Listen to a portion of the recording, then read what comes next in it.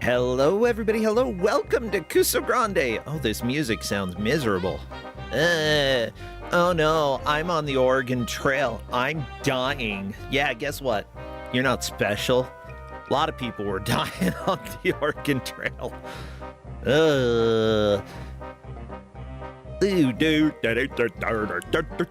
I love Oregon Trail too. I want to do some streams of Oregon Trail too, you know?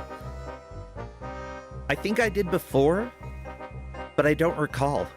Oh, Gunstar Heroes, you're ready for new, fresh Kuso? Well, good to see you there, everyone. As in, like, the 5 people who are here right now, Gunstar Heroes is cool.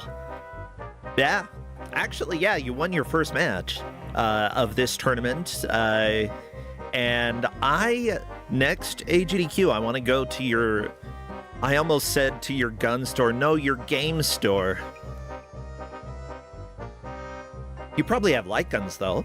Blastinus, thanks for resubscribing. And Regulus, you've been here for quite a few streams in a row. Is there something that I can do to award you?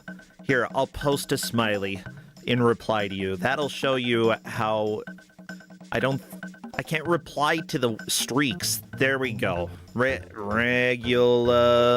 5-8, smile. See, that smile right there on stream, that's for you because you've been here a lot. That smile was kind of creepy. No, the butts! Ah! Why are you showing me butts? Ugh. Okay, butts are better than teeth, though. Okay, thank you, chat. White Panther, a 10 stream tweet? Oh my gosh, 10 streams in a row. What do you get for that, White Panther? You get a shocked face. 10 streams in a row. Oh my gosh. Yeah, that shocked face, that was for you because holy cow. What about 3 smileys? That's strange. Guinea Prince, I'm gonna allow that, okay?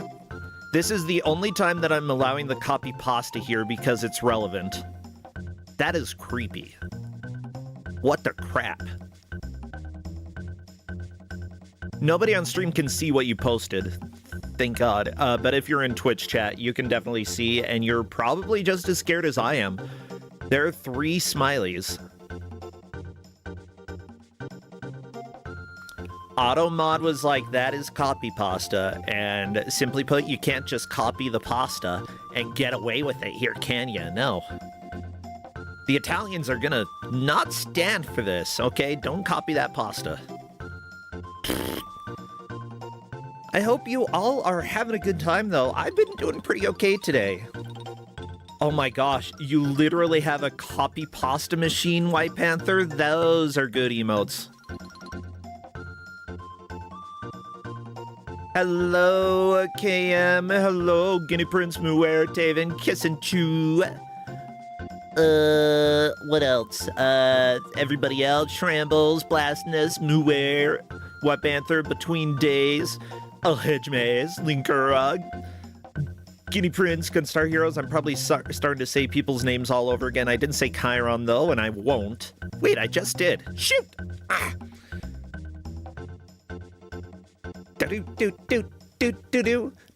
Waffle Fox Bree, Ozzy Dahaka.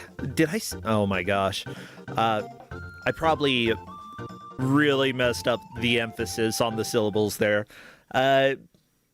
Yeah. Everybody, you are always welcome to correct me. Bad job, Mazian. To Patman, thank you for subscribing. Oh my gosh. We're actually pretty close to the 200 subs right now, which is great.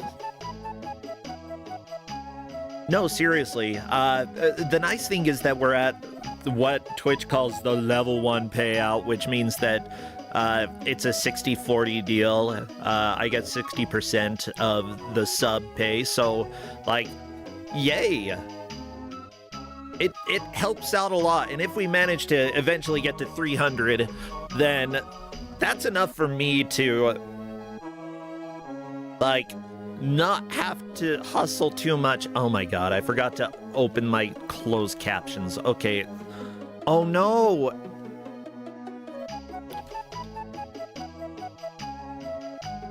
What's the website? There we go. I cleared my cache because I was having some weird stuff going on. But now my cache, I got my cache back. Kes9rande, thank you for the gift subs. OMG. I appreciate that. Kes9rande, by the way, is pretty awesome from Brazil. We've had some really good chats, and it's just nice to be able to have you here. Always good to see you. Well, Bookworm, thank you as well for subscribing. Mwah!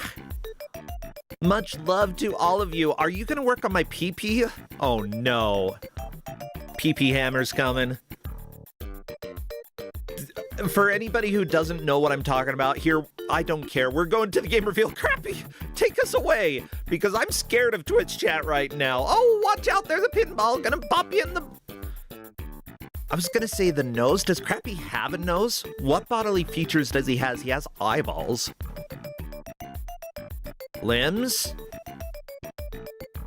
Probably has skin. Anyway, you know who else has skin? Our GM for today. Yeah, this is a crappy transition, but it's true. I've actually met them and I have touched their skin. So please say hello to our favorite GM with a hole. Shambles 3Ms, thanks for resubscribing. Hello, Shambles.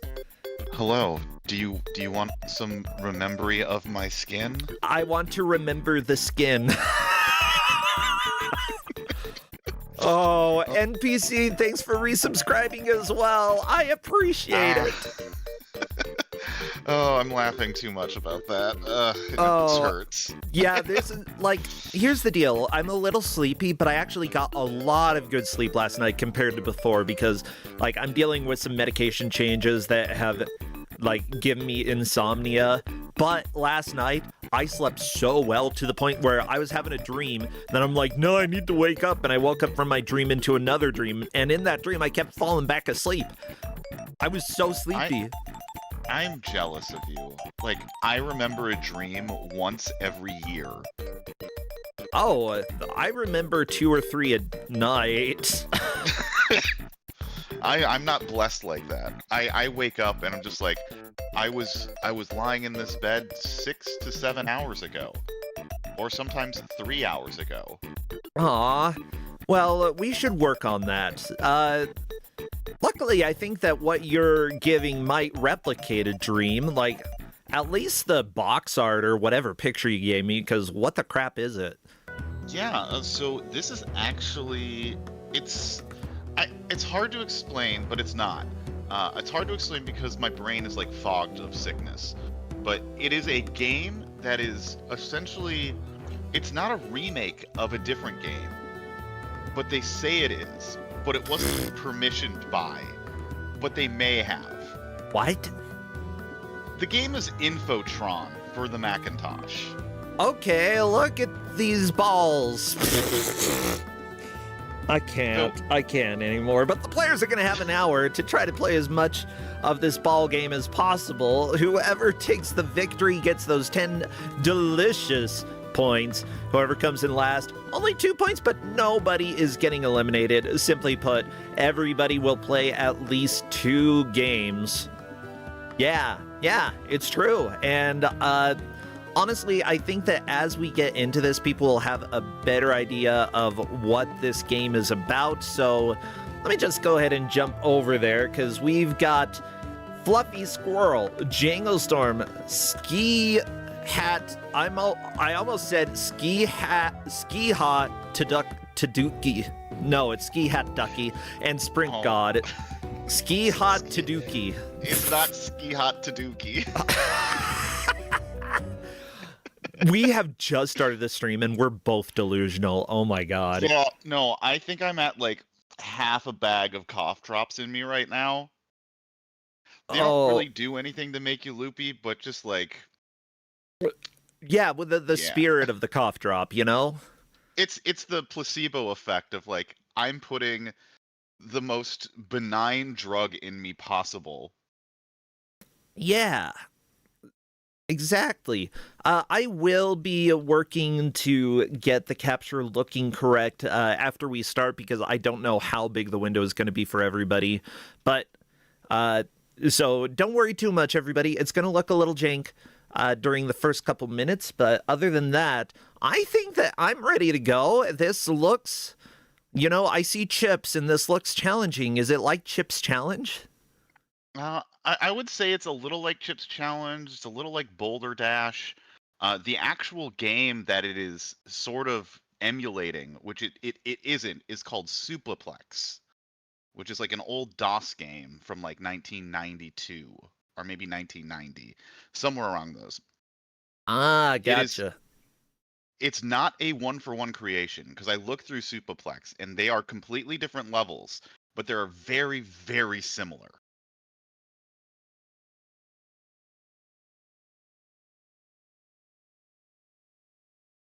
I'm telling them to take down their pictures because we've got a weird, I don't know what Ski Hat Ducky's screen is, but it's got some weird thing looking at a computer.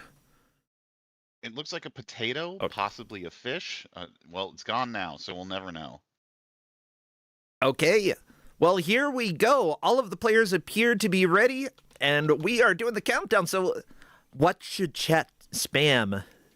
Anything computer related, like electricity, like resistors, motherboards, like those green chips, save icons. Spam. Get those anything out there. Computer related. Yeah, the computer related stuff. Get it all. And here we go. And we have Fluffy beautiful. Squirrel immediately dying. Same with Ski Hat Ducky. What a wonderful game when you can die in the first 2 seconds of a match. You know what? Since after you die, it shows like this is how much time you took. That's part of the game. Whatever. I think I'm just gonna leave it like this. This looks good enough. Yeah, so the goal here is you need to collect all of these quote-unquote infotrons, which are like the little triangle, like fidget spinners. Oh, and then make your baby. way to the exit. Spinner rhymes with dinner. Did you know that? I did. Yeah, that's cool. Thank you as well, by the way. I see... Oh my god, why are there... Get out of here notifications and get to me the important notifications. Rolling Cabbage and Neitzel, thank you so much for resubscribing. Good to have you here. I say that just like the fidget spinner thing because it reminds me of a stupid YouTube video that like nobody else has seen, that just they do some weird hypnotic fidget spinner song and they're like, spinner rhymes with dinner, spinner rhymes with dinner. It was something about fidget spinner pizza, a pizza shaped like a fidget spinner. Anyways, that's unimportant here. What are we trying to do? Collect all of the fidget spinners? Yeah, we're collecting all the fidget spinners, getting to the exit, and then moving on to the next level. Cool. So how can we see how many spinners they have left? It's the number next to the, like, on the bottom to the left of the face. Right, next to the face to the left, there's the red number is the amount left. Yeah, and for the ones who are colorblind, the one on top. So the save on the bottom has zeros next to it, and then above it is the red number that is the number of fidget spinners they have left to collect. Okay. For the sake of our refs, I'm going to go ahead and work on zooming this all in so y'all can see it better. Okay? So, yeah. I apologize for the jank you'll see. It's pretty basic in terms of what you need to do. The fault of this game that I think, otherwise, I absolutely love the fact that I think this was made by like high schoolers and college kids at the time. Basically making a game for the system that they were working on that they loved, which is like fantastic. I love that. Yeah. It's just the game is ugly. It's just ugly to me. You say ugly, I say 90s. And not only that, the controls are garbage. Oh, come on, they were just school students. They are just school students, and I appreciate that they made this, because like it is better than anything I could create in terms of video games. Not me. I could do better than these kids. I'd kick their butts, honestly. Let me go up against them, I'll fight. Yeah, as we can see, 3 of our players are still having a hard time kind of grasping everything they need to do. While it looks like Sprint God has made it to the 2nd level. Very nice. The Stone Age. But yeah, there's just a lot of physics interactions, and you can easily, like, when you move right or left, you can easily move like 1 or 2 steps when you only wanted to move 1. Yeah, that it allows you to move pretty quickly, but at the same time, like, missteps are going to happen to everybody here. But that sort of happened a lot with sort of Balderdash style games, you know? That it was very easy to accidentally move either too little or too much, and you had to get used to, like, extremely precise timings. And this game is going to ask a lot of our players, even early on. Ooh, Sprint got already on to level 3. Very nice. And is immediately zapped by a bad guy. Tough luck. Yep, this one, it looks like you cannot stay still. You just need to hurry and collect everything and get to the exit. Although there might be some secret eatings. So what Sprint God has failed to realize is that you need to take an infotron and have it land on the enemy that's following you, and it will explode into the 6 remaining infotrons. Oh, that yeah. Sprint God needs. That's a lot of infotrons. And managing those like interactions like that is very difficult when you don't have precise controls. There we go. It appears that Sprint God almost figured it out. Unfortunately, it was a small area, so only 6 infotrons spawned. You need to leave a big enough area that the explosion will allow for, I believe, 8 or 9 to spawn. Like, yeah, you got a plan for that. Yeah, and it's these interactions which I think make this game very frustrating to play. I think that's fun. Like, look at all those oh no! I don't know how Sprint God died. So, fun fact, if one of the info things lands on you, it will kill you. Oh, it's the zappies. The weird sparkly zappies in the level will kill you. I believe those are called bugs. So the game does have lore. And all the enemies do have their own specific names, and those are specifically called bugs. Like the ones in the Zappies. computer chips? Yes. Those Okay. are called bugs. The things that were chasing Sprint God are called quarks. Not the corks. And we also have scissors. No, I know those. I didn't know the corks, but I know scissors. They're my enemy as well. Ugh. Especially wrapping paper. I hate that stuff. One of my least favorite things in the world to do is to wrap presents. Hate it. Oh, I'm the opposite. I love wrapping presents. No. But I don't wrap normally. I think people who wrap with wrapping paper are cowards. Okay, so what do you use?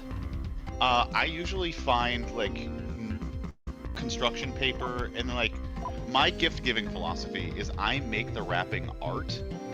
Okay. So, like, I have made, like, sculptures out of a wrapped present. Ooh. And then given them to friends and told them, there's a gift inside.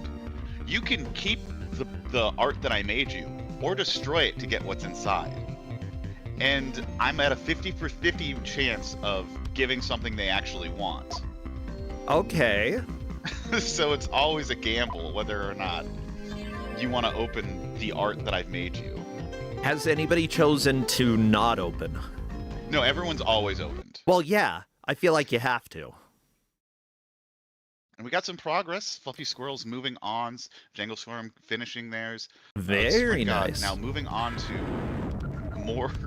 It's just more drop things onto things. And now you need to drop them in a way that opens up these little gates. Honestly, as much as I would say that that level buggy is a bit trolly in that you immediately die, at the same time, it teaches a very important mechanic as soon as you die, that when an enemy dies, all of those collectibles spawn. So it's actually, I think, good design. I do think there is some good design in this. Even in that level that Sprint God was on after Buggy, it showed that you need to be quick. Some levels do require you to be actually moving fast in order to complete them. Yeah. So I think, like, despite like a lot of the flaws I see in this game, like the people who made it had at least a sense of good game design in their heads. Yeah, I'd say so. Like, this is something that, especially for a school, if this was a school project in 1994, they did so great. This is fantastic. Like, they get A pluses, okay? A's across the board. A, just like the Fonz. Just like an outdated reference there. We all could use some happier days right now. Yeah. Well, speaking of happiness, our refs are having a blast watching Infotron and tracking the match to make sure we know how far the players have made it. Luckily, it's pretty easy for us to just see on the screen. However, if there is a straight-up tie, we will need to know who got it first. So the refs that we have for this match are Blastiness, never runs with scissors, but that's the fun way to do it. Hazel Shade explodes when you press escape. There's no escape without an explosion. Needseltron, TM. We've also got Redford, adores all the kin of Boulder Dash. Okay, that's a choice. And Linker is going back to floppy disks. Oh my gosh. I've got a floppy disk within arm's reach. Like, oh, nice. Yes. It's a solitaire collection given by Gunstar Heroes at the last GDQ. Thank you so much. But yeah, it was because I complained about Spider Solitaire a whole bunch. That's my life. But yeah, if anybody is wondering why we only have 2 matches today, after the second match is done, I'm going to be joining the Juker, Okami of Games, and various other people in doing Retro Book Club for the Twitch front page. I will definitely be shouting out Kusogrande during that, but we're going to be on the front page just rocking old school games. It's going to be a good time. Always a fun time on Retro Book Club. Yeah, and if I can do any promotion on the front page for our stuff, then heck yeah, I will. Because the Kuso never stops. Although I will say that I don't think my game that I gave out is Kuso. Would you like to hear the story of this game? Oh yes, please, por favor. So, long ago, in the heyday of computing, ooh, there existed a programmer/hacker type named Alan Henderson. He sat in front of his computer all day, punching away at the keys. Between trips to the coffee pot, vending machines, and cold water dispensers, he worked day and night on creating the ultimate program, which would bring him fame and fortune. Alan politely asked us not to disclose what this program was. Sorry. Well, Alan, you're a jerk. Just tell us. Alan also had a gumball machine, which sat next to his computer. Alan. He neglected the gumballs and never ate them. No! They get hard if you do that. The gumballs got bored and eventually fell asleep because they simply had nothing better to do. It's true. Unfortunately for the gumballs, the computer was controlled by an evil and devious CPU that wished to cause them great harm. I hear the screams as someone just died. When the gumball's guard went down, the computer began to send out electrical sparks, which melted many of them. No! Causing them to die a slow and agonizing death. Oh, that is so rude. This, of course, woke the remaining gumballs up.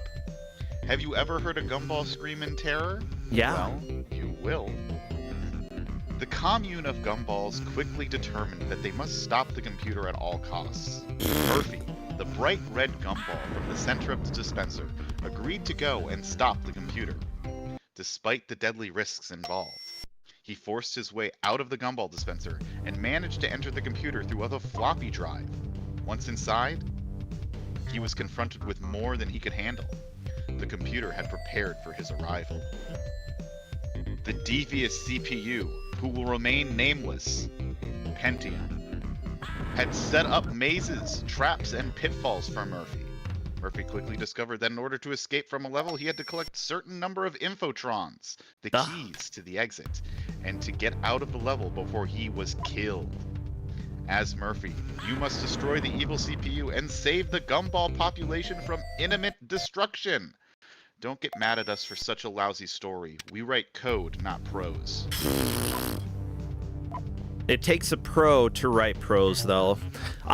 With that said, that is a great story. Man, what a story, Mark. Good story. But yeah, so you're a gumball. You're a sentient gumball inside a computer. You know, I dig that. I like it. Ooh, Fluffy Squirrel has figured out an interesting mechanic here. Apparently you can break the computer chips near you without actually moving into it, which may be helpful. Oh, nope, never mind.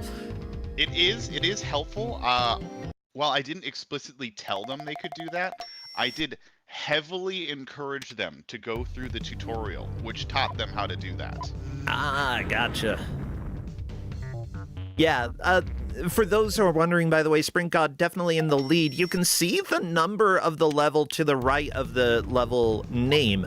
On Sprint God's screen, it says progressive, and the number to the right of that is 6. Jangle Storm, though, moving up quite quickly. I'm not too surprised. Sprint God and Jangle Storm have been in Kusogrande before, and both are known for doing very well. So, like, these two, I'm not too surprised that they have a little bit of an early lead.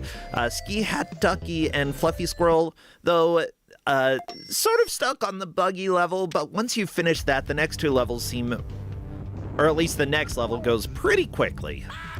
Well, the next level, I think, does not go quickly. Or level 4. They have... Oh, level 4 is the speed level. Yes, that level. Level 5, no. Yeah. But they have both figured out how to kill the Quark by dropping the Infotron on it. Yeah. And, yeah, Ski Hat Ducky, he is taking his time going through this level. He sees all of these sparks. He does not want to get hit. Completes the level, moving on to level 4. Bzz. Now, my question is, do the sparks move at all? Are they purely random here?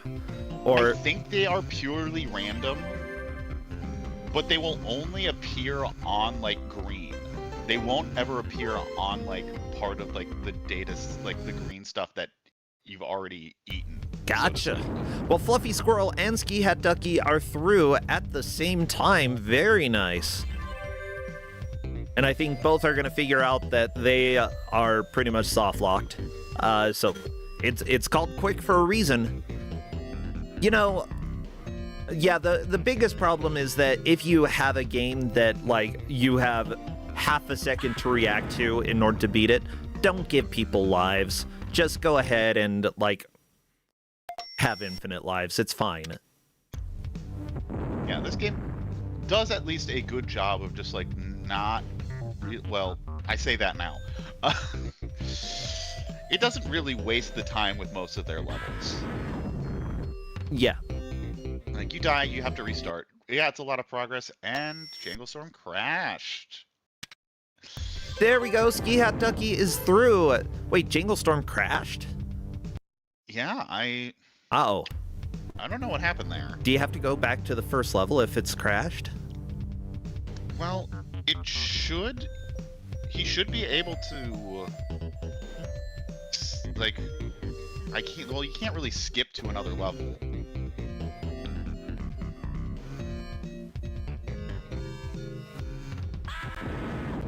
I mean... He should know how to beat these levels and get back to where he was, so I feel like he can get bonus time. Yeah, we're going to have Jangle Storm check to see if he is able to choose a level. He should be able to skip a few levels to get back to where he was.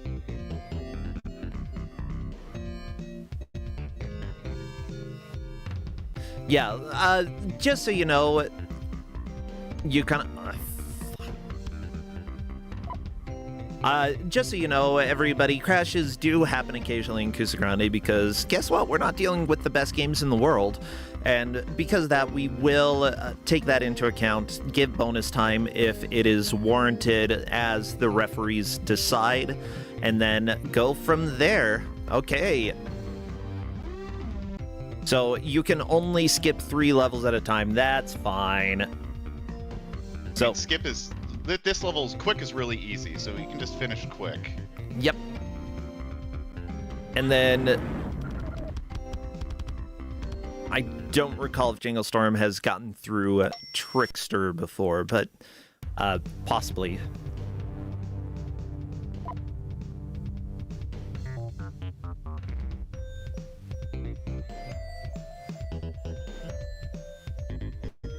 Well, let's just focus on other players while Jingle Storm gets situated. Yeah. Both Fluffy Squirrel and Ski Hat are on Trickster, which is, as the name says, you do need to figure out how to drop these 3 bombs onto the enemies to make them explode. The green floppy disk will explode regardless of whether it hits an enemy or not, so you can work with that to figure out a way to drop that, but the orbs need to be dropped on an enemy in order for them to explode.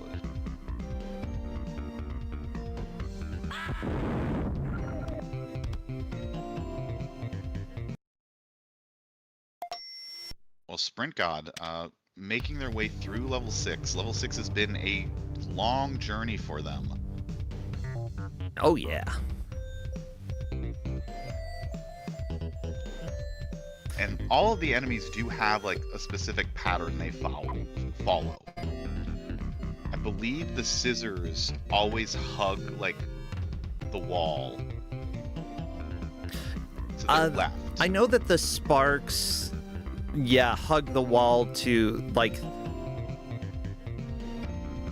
They hug one of the walls. The one down below Jingle Storm will continue hugging... Okay. It goes counterclockwise, hugging whatever's inside, or if it's going clockwise, it'll hug the outside. Yeah, one of them is counterclockwise, the other one is clockwise.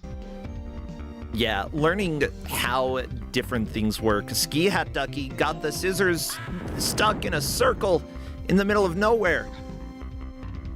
Poor scissors. It just wanted to snip a gumball in half. But you can't snip my gumballs. That would hurt them. I mean, the scissors needs to learn some empathy. Scissor empathy. You know, the classic.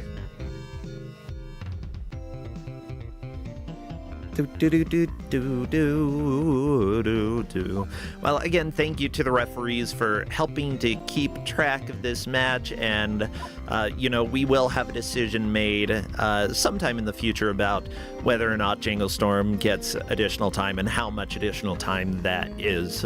We usually give a max of a certain amount of time, so like, if a match ends up taking too long, especially today, since I've got responsibilities immediately after matches today, a little bonus time will work, but again, the 5-minute maximum, I think, has to hold.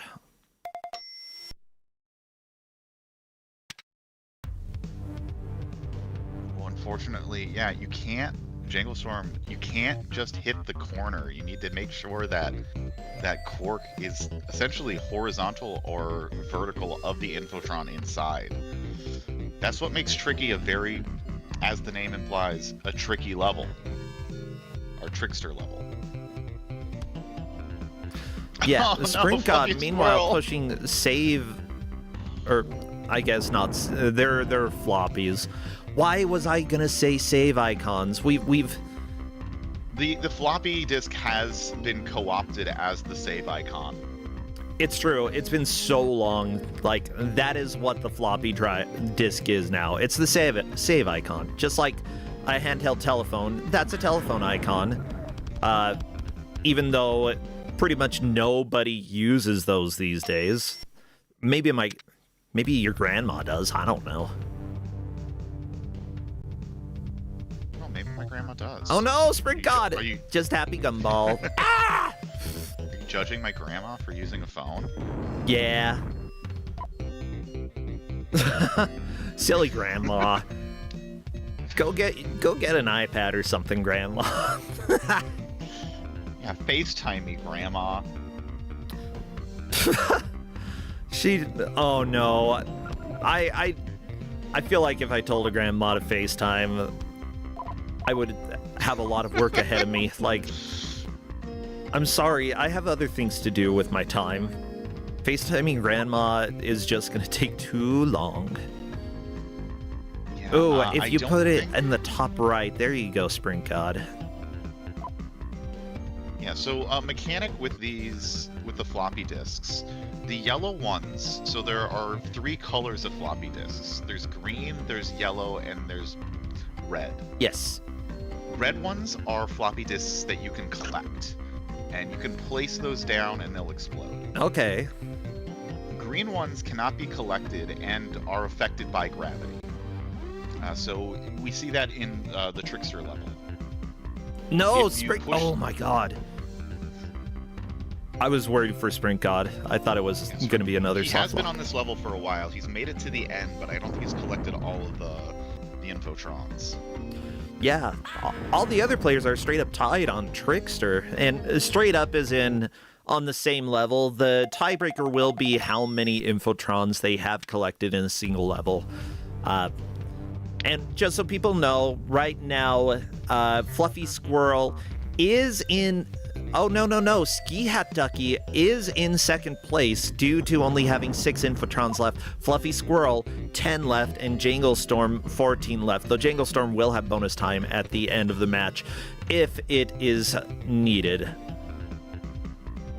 Jangle Storm could potentially move into the lead and not make us wait around for an extra minute and a half, though. You never really know what's going to happen. You never know. Anyway, so...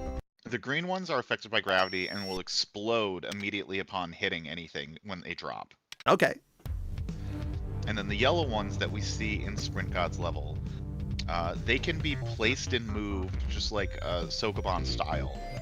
And then you need to activate a terminal for them to explode, which will explode every yellow floppy disk on the map.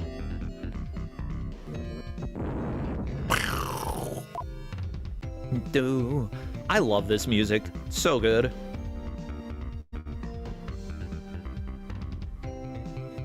Sprint God getting got by the scissors.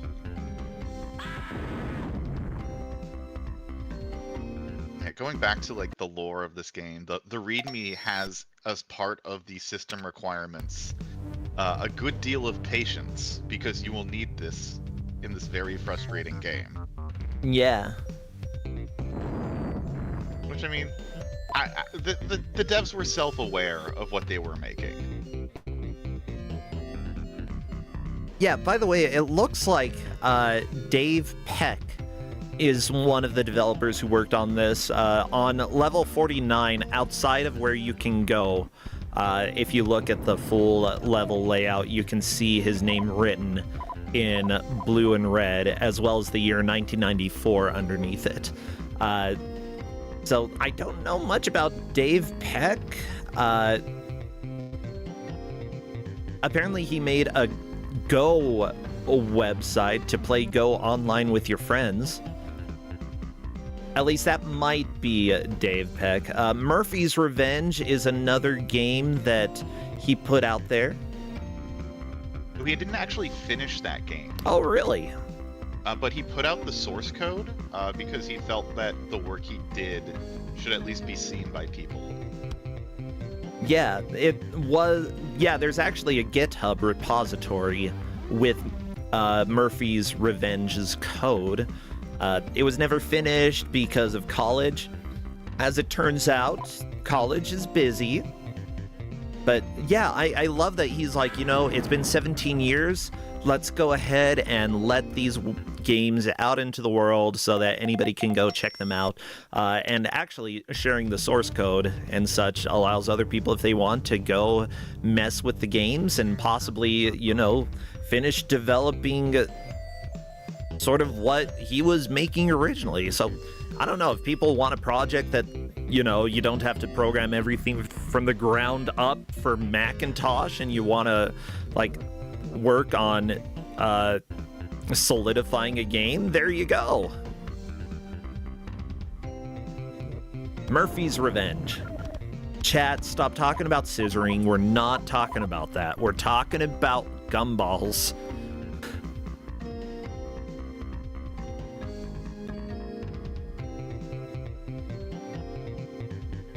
Yeah, actually,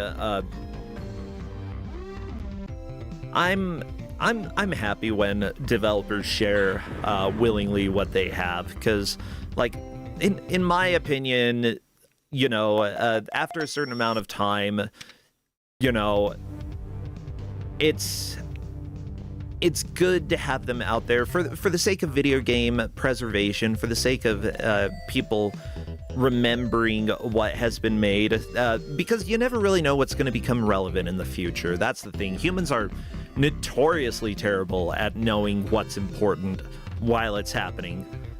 Yeah, especially like games on systems that weren't typically known for games. Yeah.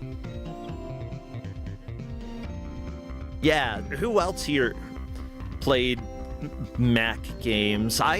I guess I played a few when I was younger because my uncle had a Mac. But honestly, I have a hard time remembering very many of those games, except for this one where, like, you were riding a camel through a desert, and there were random events, and you were just trying to, like, outrun bad guys who were trying to kill you.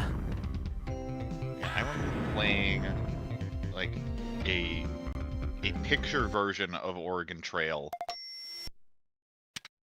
So not like the text-based one. So it actually had images. You could shoot animals to get food, which is all I wanted to do. So I'd end up like coming back to my like caravan with like, you shot 400 pounds of buffalo. You were only able to bring back 20. I mean, I remember doing that as well. I think on the Apple II. I think so. Yeah, I played that in school all the time. That was a blast. Yeah, I was single-handedly destroying the buffalo population. I mean, it's not too inaccurate. you know my reputation, Brossentia. Historical accuracy of killing buffalo. Oh yeah, the brutality here. Shramble's known buffalo hater. I can't believe you hated all those buffaloes, Shrambles. Yeah, I'm glad that they lost to the Denver Broncos. They're never getting a Super Bowl ever. Some sports jokes for the 3 people in chat who understand. You know what? There are more than that. Like, I'm not gonna lie, I don't keep up with modern American football, but you know, I can appreciate people making fun of various sports teams. Go ahead. In fact, I find that people make fun of their own sports teams probably more than any of the opponents. You know, a little jesting is good. It's healthy. Oh, okay. Fluffy Squirrel is doing really well right now. Yep. He's got 2 of the 3 cages open. Just needs to drop this last thing. This is really difficult to see where Fluffy is, though. I don't know why she isn't like adjusting it lower, but perfect it worked. shot. Sometimes you're just amazing. Yeah, 1 left and it's right there. Good job, Fluffy Squirrel is through, solidifying 2nd place. Let's go. I love it. And now onto the same stage as Spring Cod. This opens up the possibility that we could have a lead change here. Yeah, we are halfway through the match, so it is quite possible. I mean, Fluffy Squirrel was on that level for a while. Maybe has downloaded exactly what she needs to do. As she gets absolutely destroyed by that ball. Ah, it happens to the best of us, you know? Sometimes balls just destroy ya. I remember dodgeball. I was like Bombardment. Say what? It was a game where Bombardment, where you would have bowling pins on one side of the gym for your team, and your goal was like dodgeball. You could throw balls at people to get them out, but your actual goal was to knock down the pins on the other side. Oh, gotcha. So very fun game. I feel like I might have played that a couple times, and yeah, that was fun. In junior high, I remember we did play dodgeball in the gym, but we had another form of dodgeball that occasionally was played in the wrestling room, which was a lot smaller, and everybody had to stay on their knees.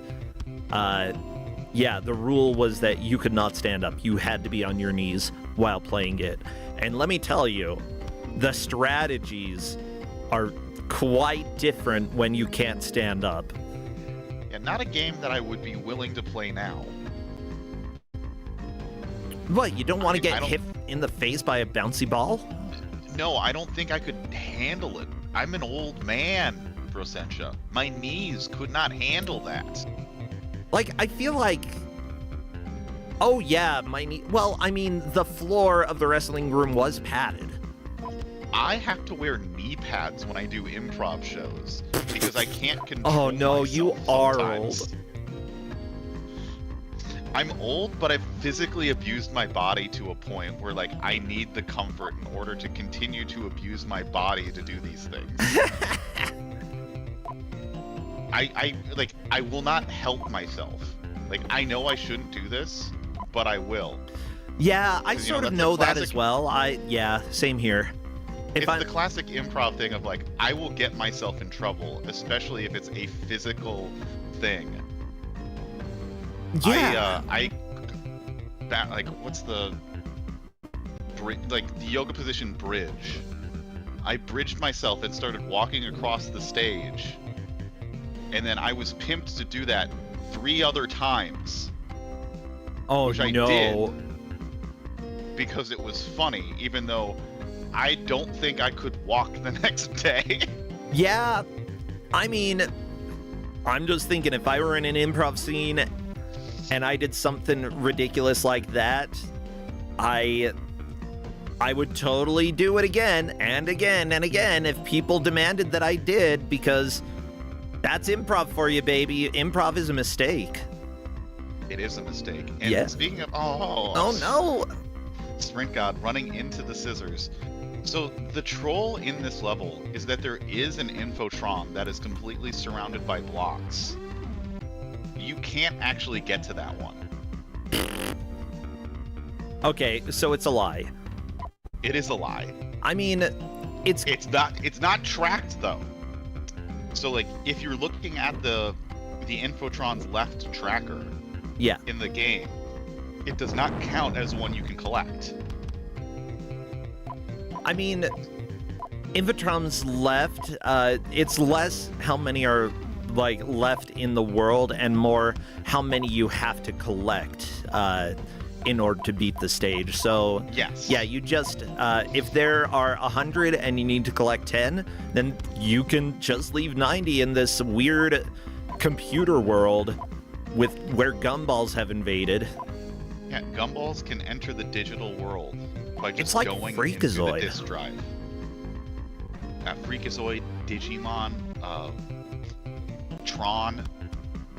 Okay, this has been done a few times. I think every major cartoon in the last 30 years has had a computer episode where somebody gets sucked into the computer. I mean, The Simpsons did it. Homer got turned into 3D Homer. Yeah.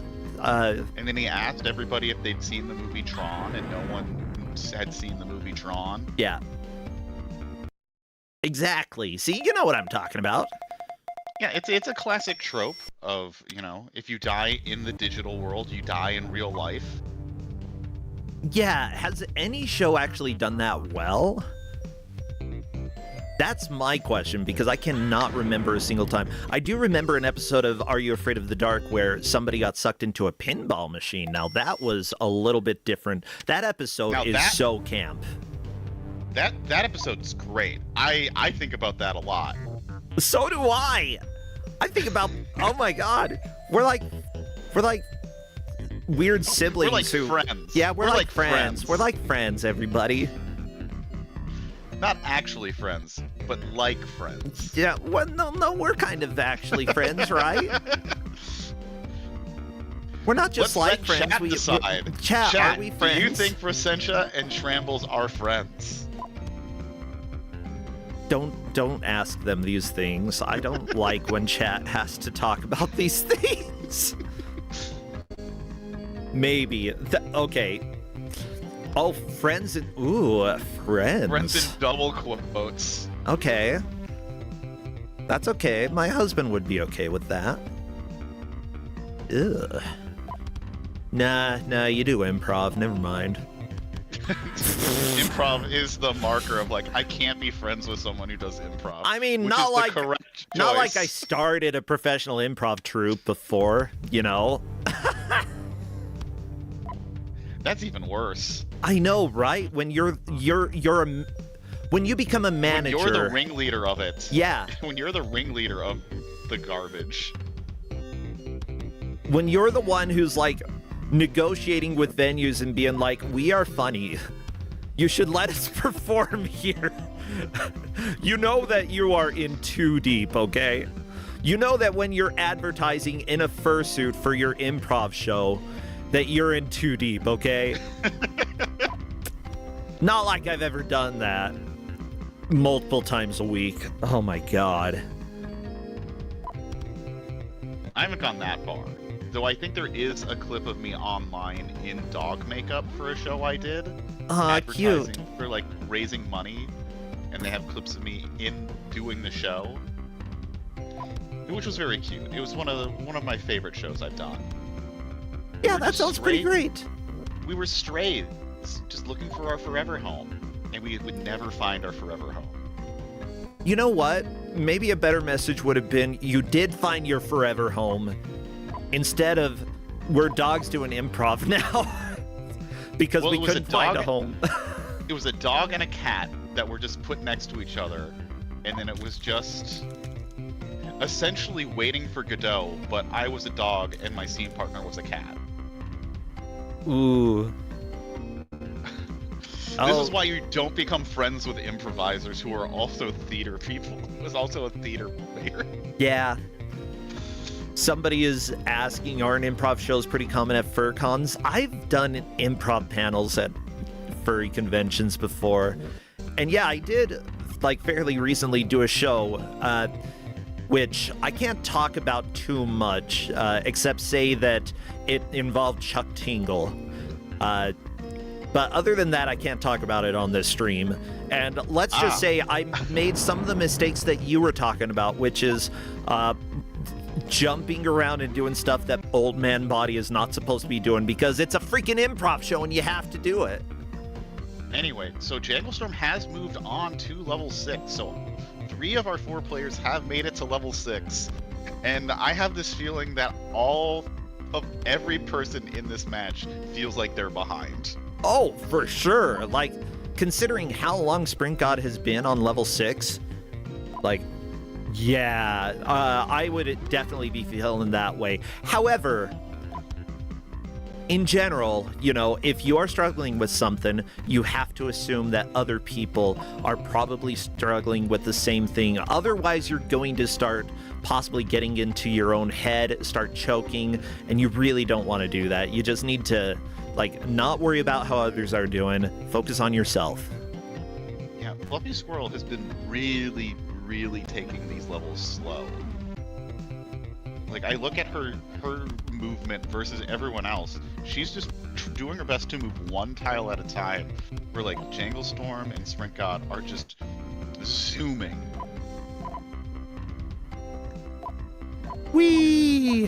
Which I really appreciate the strategy of, like, you know, even if it takes me a long time, completing the level gets me better progress.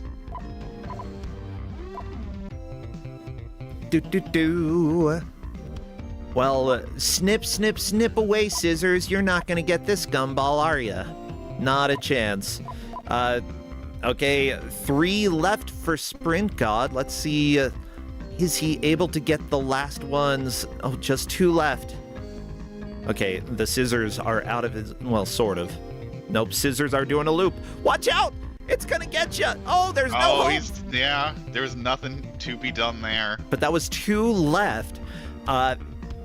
Sprint God is still definitely in the lead here. You know, there is a chance for Sprint God to get back into this and beat the stage, but this opens up the opportunity for other players. The problem is that, you know, Sprint God has spent a lot of time on this level and the others haven't, so they don't have the knowledge that Sprint God has built up during this. Fluffy Squirrel took the one-way teleporter.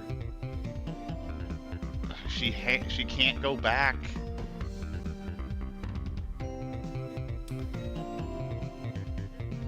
You know, So that's why you need 2-way teleportation and not just 1-way. Yeah. Yeah. I'm not disagreeing with you. That is, if you're gonna invent teleportation, at least make it both directions. One thing that I've noticed is that occasionally, like Sprint God, you know, there was a time that one of the fidget spinners fell and it was falling underneath him. He dipped down and somehow moved underneath the thing that was above him, and it landed on him and killed him, or that was below him. Then it was above him, fell on him, and it killed him. Like, those are like small things that in a Boulder Dash clone are not common, and you do not want them to happen because they just feel like that's not how this world is supposed to work, you know? So I would say that, yes, this game does have some flaws that could have been improved. Still, you know, 1 or 2 people working on it for a school project, great job. It actually runs pretty well. The music is a bop wherever they made it or got it. It's great.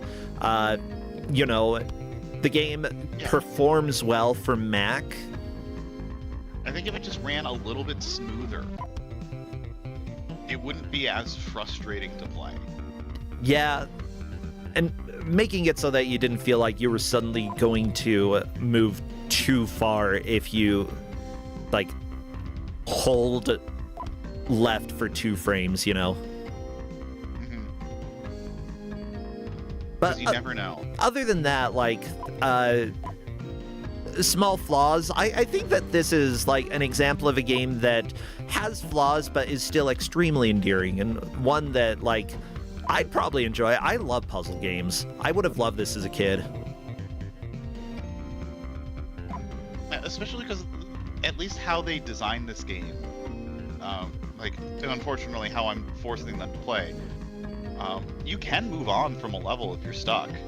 I'm not letting them, but you could if you were playing this casually. Yep. And that is super nice when developers do that. Puzzle games especially need something like that, because if you're stuck on a single puzzle, it can get very frustrating very quickly, because, you know, if the game doesn't let you do any other level, then you're probably never going to come back to the game. You're going to be stuck on that level, get mad, leave, and then if you think about booting the game up again, you'll be like, no, it's that level. It's that stupid level. Don't want to do this to myself. And Ski Hat Ducky has made it to level 6, so all of our players on the same level at the same time. Level 6 is the major wall, as we've seen. So there is a chance that Ski Hat Ducky could finish this level and vault their way from 4th place to 1st place. I don't know if it's gonna happen, but the possibility is on the table. So with that said, the current rankings are with Sprint God in the lead with only 2 Infratrons left before beating the stage. Jangle Storm second with 14 left. Fluffy Squirrel third with 12 left. Ski Hat Ducky fourth. The spreadsheet says 90 left, but it's a little bit less than that. But yeah, so Sprint God, Jangle Storm, Fluffy Squirrel, then Ski Hat Ducky. And we still have 10 minutes left, so anything can happen.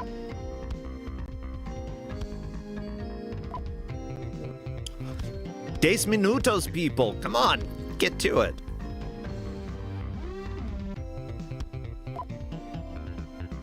That means 10 minutos. What the menudo? I don't that know. The thing that Shulk has in Xenoblade Chronicles? Yeah, it's a cool sword. He wields the menudo. Actually, no, that sounds like a type of food that I don't recommend. Well, yeah, because that's not your nudo. Well, it's my nudo. I don't want to eat your nudo.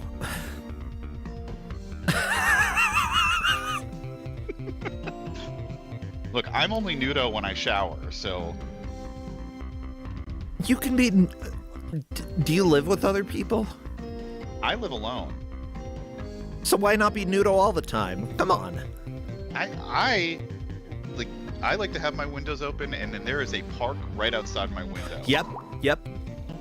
No menudo. I have a valid reason to be a never nudo.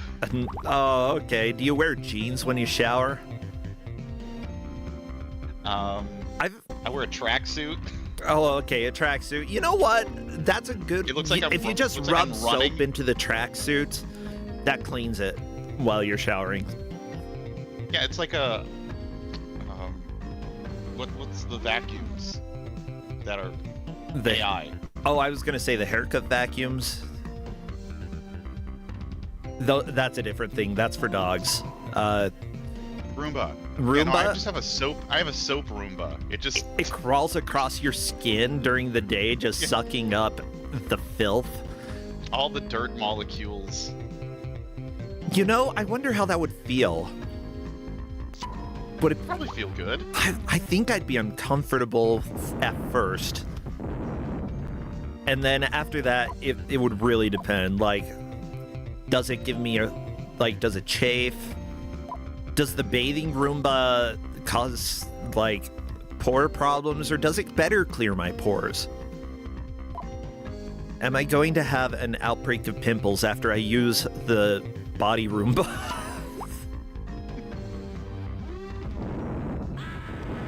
Oh, yeah, people are saying the Floby. Here's the deal. Back when I was a young Mormon boy going through Mormon seminary, let's just say that not all of the teachers were as dedicated to teaching as others were. I spent one class period watching a teacher get a haircut with the Floby. I'm not even kidding you, okay? That is the thrill and joy of Mormonism. And let me tell you, I was one of the weird kids who was like, no, I want to learn the religious stuff. This is a waste of my time. Other people were probably like, this is a waste of my time, and I love it because at least I'm not learning the religious stuff. I'm like, no, teach me about, Jesus stuff. I was such a nerd. Glad that you've gotten over that. Oh, well, I'm still a nerd. It's just not a Jesus nerd, you know? Yeah. I went to Lutheran school, which is its own brand. It's not really, the same as Mormonism. But we have our own kind of guilt. Especially, the Minnesota-isms of it. Of just, no one ever says anything out loud. Yeah. It's all implied, and all it's well, that's different. Interesting. So it's like Japanese. At least that's what I've heard, that, everything in Japanese, or like a lot of things in Japanese, very much implied, or very much like, especially if you're talking to older Japanese people, they just say something that doesn't actually mention the subject or doesn't really mention what they're talking about at all, and everybody there knows the context, but if you're not a native Japanese speaker, you're like, what the crap are you even talking about? Right. 6 minutes left. It's possible. It's possible for them. I mean, this is gonna come down to it. I'm excited to see how this plays out. Yep. I do believe that we will be giving the extra minute and a half to Jangle Storm as well. That is what the referees have ruled, that for bonus time due to the game crash and getting all of that figured out. So extra minute and a half for Jangle Storm to see if he is able to get back into this. And honestly, possible. Oh yeah, like Jangle is in second place, or has been. I haven't looked at the ref sheet lately because I've been trying to get things ready for the next match. But yeah, right now, Jangle Storm is in second place. It appears that he has gotten down to 14 Infotrons left, but Fluffy Squirrel right behind with 18 left. It's significant. Ski Hat Ducky in fourth with 57 left, although Ski Hat Ducky has beaten that personal best during this attempt. Unfortunately, it looks like several of those Infotrons are locked out at the bottom, and right there as well. He unfortunately will not be beating this level this attempt. Yep. Time to explode. You gonna explode? Slowly getting the knowledge. Yeah, explode, Ski Hat. Gumballs are made for going boom. Actually, yeah, that's a big question. I mean, why that does the is gumball true. explode? Haven't you blown a bubble before? Yeah. Where are the mouths to chew them up?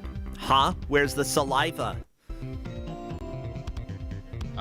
Computers are naturally lubed by saliva. Ooh. If you're actually having computer problems, lick everything in your computer. That's the official stance of Kusogrande. Lick your computer, everybody. It helps. Okay, ignore the screaming after that. Ignore it. Perfectly timed scream.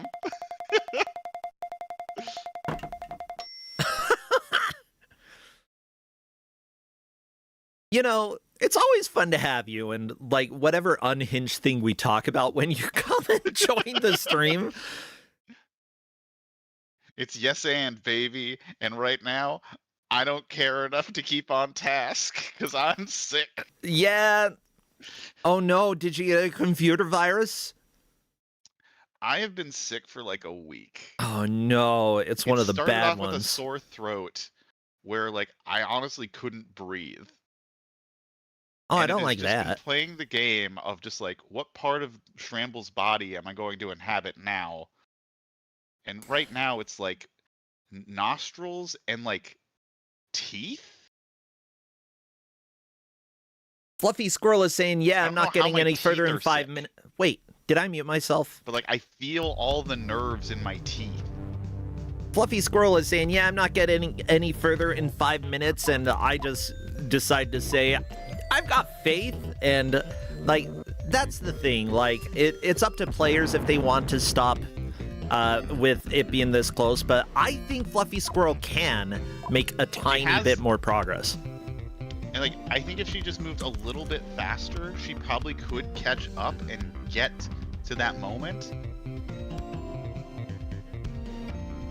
But it's all on her to make that decision. Yeah, she doesn't know how close she is to Jangle Storm. I mean, actually, no, she is in second place. It turns out Jangle Storm's best right now is 39. So, like, even getting a little bit more than 18, or fewer than 18 left, that is enough that she might be able to solidify the second place, you know. But Jangle Storm, with the minute and a half bonus time at the end, has a chance to move out of third into second place.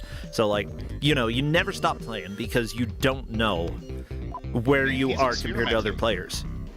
He's experimenting pretty hard, trying to figure out, like, other ways to collect these infotrons. Has a good opener for the beginning to get through that pretty quickly.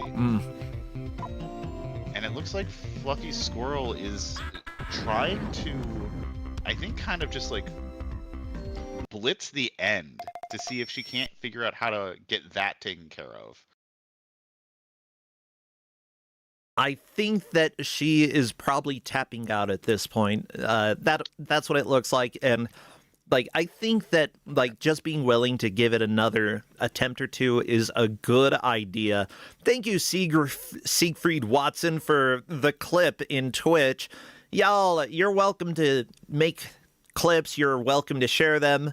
Biggest thing though is if you do share stuff, you are more than welcome to make fun of me and maybe a little bit of the GMs, but our players always show love to the players is what I ask. As I always say about boundaries when I do improv, because we're always big on making sure we're not like inferring people's like things. I always say, you can't hurt me more than I can hurt myself. I don't know. I've got a knife. Make as many clips as you want of me saying stupid stuff. It won't hurt me. I will hurt myself more. But we're nearing the last 10 seconds. I don't know if Jangle Storm is actually going to take us up on those extra minute 30. He's moving, but I don't know if he's going to have enough time to actually collect enough to move from his position. Well, the others have officially ended. Jangle Storm does have another minute and a half. And there is a possibility that Jangle Storm could get past that 18 mark that Fluffy Squirrel set. Ski Hat Ducky is locked into fourth place. Still a fantastic push. Everybody making it to the same level. 54 left. Jangle Storm currently has 39 left as his personal best, which puts him in third place. He needs this attempt to go fast and to collect more than Fluffy Squirrel has. Fluffy Squirrel had 18 left. If Jangle Storm can get that red number to 17 in the next, 40 seconds, I don't think it's going to do. I'm not stopping the timer until Jangle Storm stops playing, though. I think he stopped playing. Yep, I believe so. Well, in that case, that, everybody, is time, and that is the match. Honestly, like, this game is difficult. And I'm proud of all of our players for at least making it this far. Yeah. And not really giving up on a very difficult and for the most part, hard to control game. Yeah, this seems like a match or a game that I might expect to stumble across in Mystery Tournament, although that's only if Mystery Tournament has good taste in puzzle games. I mean, I would have fun with this game, and I think that I would actually have a chance of doing well here. But I'm a puzzle game person. I just do them. I really, really enjoy them. I mean, I made a puzzle game. Come on. It's not the longest puzzle game, but I made one. Yeah, and it's very enjoyable. Well, as it turns out, just to let everybody know, the placements per our referees, it is very clear that Sprint God is our victor. In second place, Fluffy Squirrel 2 with 18 collectibles left. Third place, Jangle Storm with 39 left. Ski Hat Ducky coming up behind in fourth place with 54 left. Everybody made it to the same level. Great job. And honestly, everybody, feel great about how you did. Why are we listening to Ancient Roman? This music sucks. We're waiting for Sprint God to come and join us. But yeah, where did you sort of expect players to get with this game? Honestly, this is about where I expected. Like I figured that Trickster was gonna hold people up for a bit, and then you just get hit with this level, which not only is it technical, it's just long. At least Trickster was a quick level. Oh yeah. This level, like if we were gonna get into some even later levels, there's one that's just a giant maze. Yeah, It's a giant maze with only one infotron to collect, which is at the end. That's beautiful. I mean, you gotta have at least one level like that, right? And then the following level is the same level, but in reverse. Yeah. Really? I mean, honestly, I like when games sort of have that variety of difficulty and gameplay style where it's not just one style the entire time. You know, it'll throw you a few softballs in the middle. I mean, that's sort of like the design philosophy that I went with when I was making Magpie, that I didn't want it to just be linear difficulty, start easiest and it just gets harder, harder, harder. I threw in some levels in the middle that I was like, here's a breather. You know, you're going to be able to get through this relatively quickly and maybe learn a mechanic or two on the way, but, you know, you're not going to struggle quite as much with it. So, you know, I think that especially if you're able to skip levels, that gives people a chance to breathe. Yeah, I have very few complaints about this, except that, as you were saying, the controls are a little bit hard. And yeah, Fluffy Squirrel is confirming I'd occasionally move double, which is unfortunate. You know, that's the reality of some of the bad games that we have here, that movement can be rough. Well, the Sprint God should be joining us in a second, but unfortunately he's not here yet. He said he's having some mic problems. Okay. So well, we just got to vamp. We just got to vamp a bit more. I can't vamp too long because I do have a front page Twitch commitment at a specific time. With that said, Shambles, is there anything that you want to plug currently? And we'll see if Sprint God does show up. I will plug Mystery Tournament. We're having a showcase for the launch of signups next week on the GDQ channel. So we'll have a sort of mini tournament to show off like the kind of games you can expect to see in Mystery Tournament.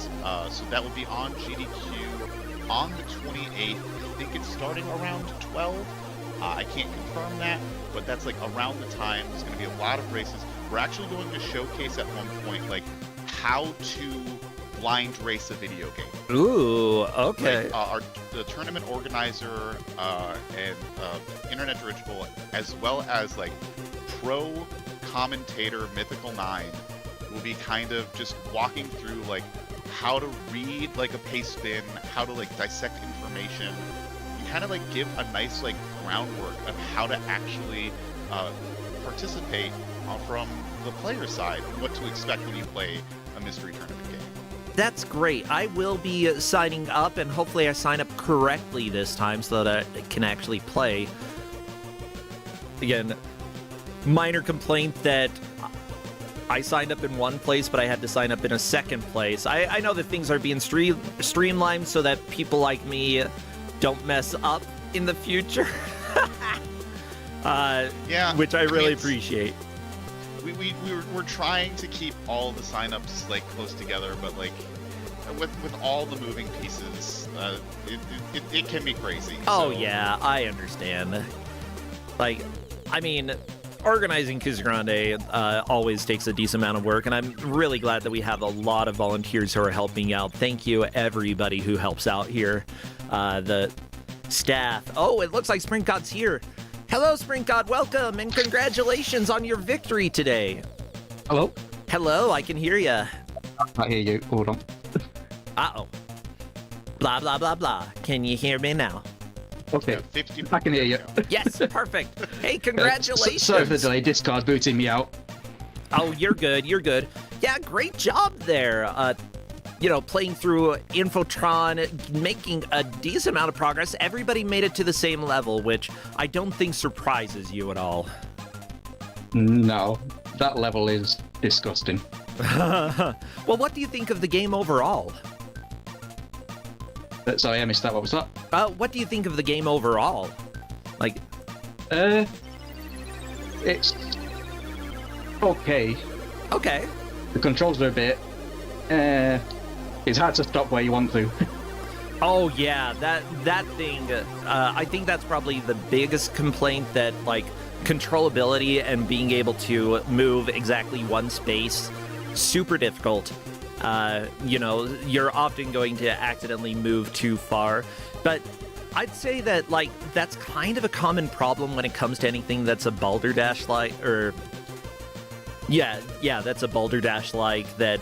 Getting very precise controls is extremely difficult in that genre, and considering that this was made by, from what I understand, school students, making a game for Mac in the early 90s, like, Well, that's surprising. it's legitimately pretty good for a school project. I would have given them an A, I think. I mean, if I'd made this at school, I'd be proud of myself. Yeah. I do know that I'm a little bit short on time. Is there anything like about this game that, like, is this a game that you would return to again in the future, or are you like, I'm done with this, enough with these puzzles, I'll play something else? Was it compelling, or was it like, eh? I might actually go on and try and finish it. Yeah. Maybe tonight, maybe tomorrow. See, this is a game that I kind of want to play. I gotta be honest. Like, the music is a the jam puzzles as are good. well. And It's just hard to execute what... Like, that level, I'm pretty sure I know what to do. yeah, I just you can't were really execute it. close. Yeah, the scissors and trying to like manage them at the end, because as soon as you collect one of those infitrons, they just flood that area, so your movement is really Yeah. locked. Stupid scissors. Well, Spring God, what do you have going on these days? Are you streaming over at your own channel? Or if not, do you have anything that you want to plug? Any games that you've been loving? No, I don't really stream these days. I play a lot of Street Fighter 6, so Ooh, I'm doing okay. pretty well in that. Who's your favorite character? Lily.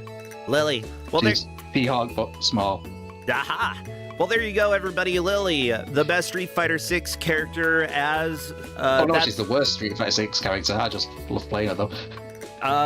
there we go. The worst Street Fighter.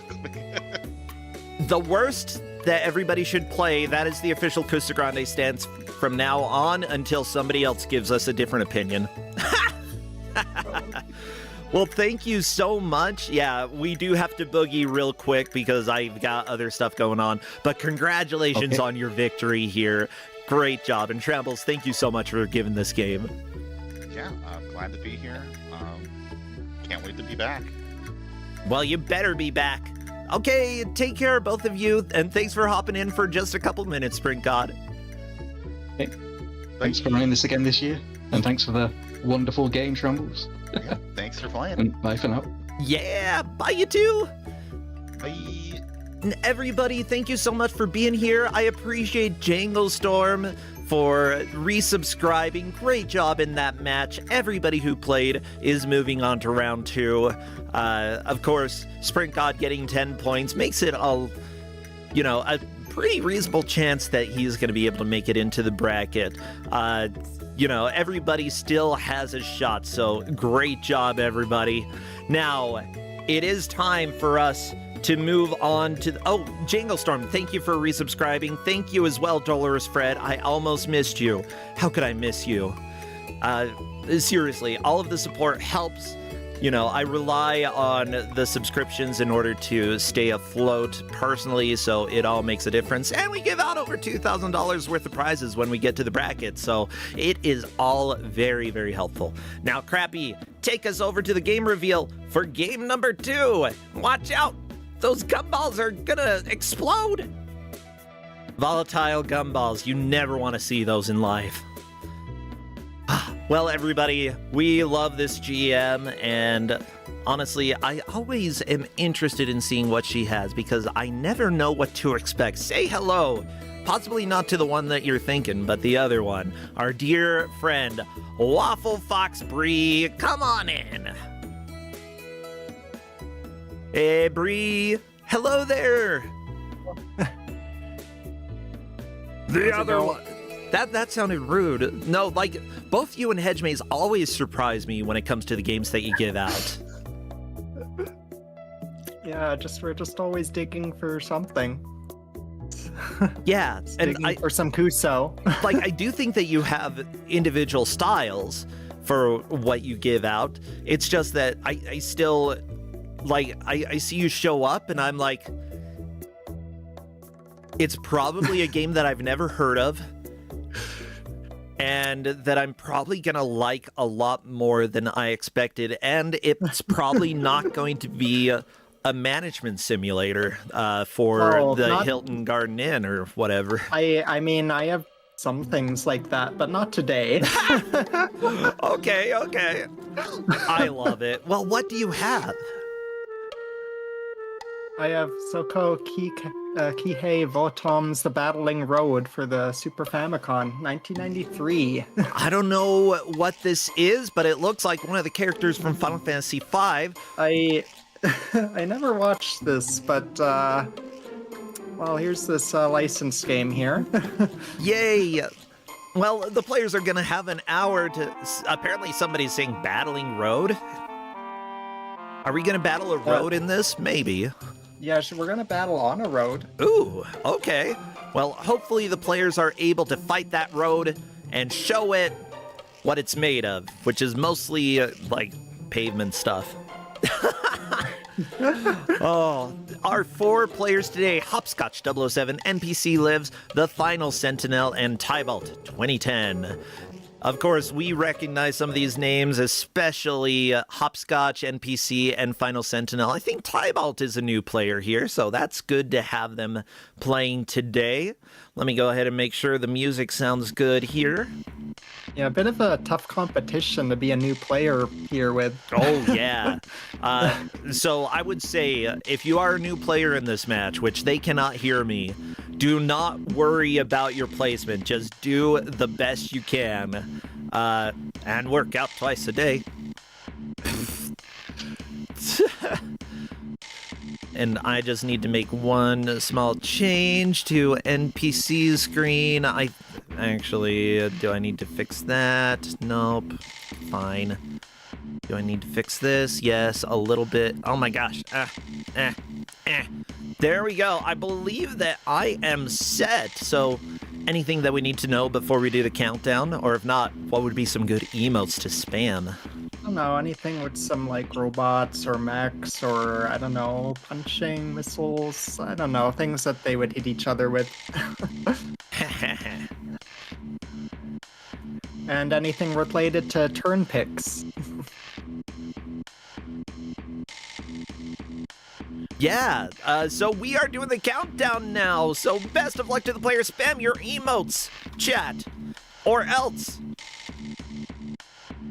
you can spam them later, I guess. I don't really have a good threat there. Countdown!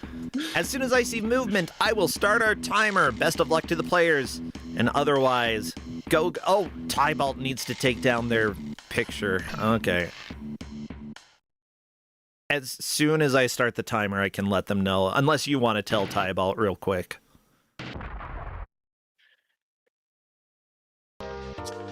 Let's see. Do.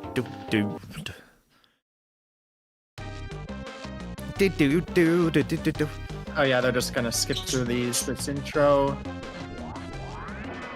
sequence. And Okay, off they there are we to go. stage Tybalt zero. took it off. We are set. go. We're fine. Yeah, if it comes down to a few second difference there, we can take in consideration that, like, if it's basically a photo finish between Tybalt and somebody else, Tybalt pretty much has the advantage due to needing to take an extra second to take the picture down because we didn't warn him. But yeah, here we go. Battle Road.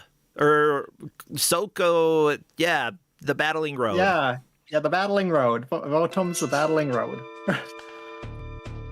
So what is going on in this game? There's a lot of story, The it looks plot, like. I don't know. We're gonna skip through that and just focus on the gameplay. Okay, but you... Otherwise, Yeah, the main reason this is here is because of the. I mean, there are some things with the gameplay, but the main thing is turn pick controls. Yeah, one thing that I'm noticing as well, just like Tybalt was flipping between weapons pretty quickly. Final Sentinel has as well. I feel like there might be some weird control related to how you have the weapon selected. Yeah, so I guess, yeah, you can just toggle between the weapons. It's not too much of a big deal. I guess it okay. only cycles top to bottom through them, so you can't go backwards once you have 3. So you just have punch and your rifle thing. The punch in the gun. Yeah, of course, well, I guess they're both more effective in different situations. Yeah, I'd say at a distance, punching is not very effective. Yeah, don't use it if you can't close the distance. Otherwise, you might notice. I mean, some of the players have figured it out, or just looked at the controls. But if you're just using the D-pad, you can barely turn in this game. So you need to use the turn pick controls with your shoulder buttons. Okay, so shoulder buttons are going to be essential to turn. Yeah, so yeah, that's gonna do like I mean, it's related to the anime, but yeah, like it's like a handbrake on one side of the mech, and it halts the movement on either side, and then it'll allow you to like turn while still. So you've got some advanced tech controls here, where you have to hold L to turn pick to the left, or R to turn pick to the right, and like rotate faster in place. Okay, that's actually pretty intuitive. Push shoulder R to turn right quickly, push shoulder L to turn left quickly. Hopscotch has game over. Oh no! Okay, there are credits. Yeah, and then once you run out, I said they could use passwords. It'll give you a password on the game over screen. Gotcha. Okay. If the game's kind enough, it'll store the password automatically in the password entry screen, but I would not rely on a game being kind here in Kusogrande. Go ahead and like take a screenshot of the password or jot it down real quick so that you make sure that you have it. I mean, we've seen games crash before, even on the Super Nintendo. So you want to be careful. Ooh, we've got Mario Kart going on for NPC. Yeah. Oh yeah, if they somehow complete the game, I'm gonna have them play it again by putting in the password God for very hard mode. Uh-oh. There's also a very easy mode that you access using the code baby. The two genders, God and baby. we won't be using baby. No, I guess that means that we're playing the third gender. Good. Oh yeah, like Redford saying in chat, feels like some of them are still assuming punch bad because not gun. You're gonna find that gun is weaker than punch, so punch when possible. Yeah, that makes sense. It doesn't seem like the gun deals a lot of damage. Is it auto fire when you're shooting the gun? It is when shooting the gun. It is not when punching. Gotcha. And that's fair. Odds are each punch takes a specific amount of time, so you just need to get in a rhythm in order to repeatedly punch well. Yeah, and you kind of have to turn pick left and right to keep like balancing yourself to realign your punches. I guess same with shooting, but like maybe more frequently punches if you're trying to stay close. So it looks like 2 of them are onto stage 2 now on the road. This is the battle road, everybody. This is what the game was talking about. So the roads seem to be like the only times of the game where you can like really strafe. It's just automatically moving forward. Oh, the enemy! It's just flashing the enemy on NPC screen. It's a tank.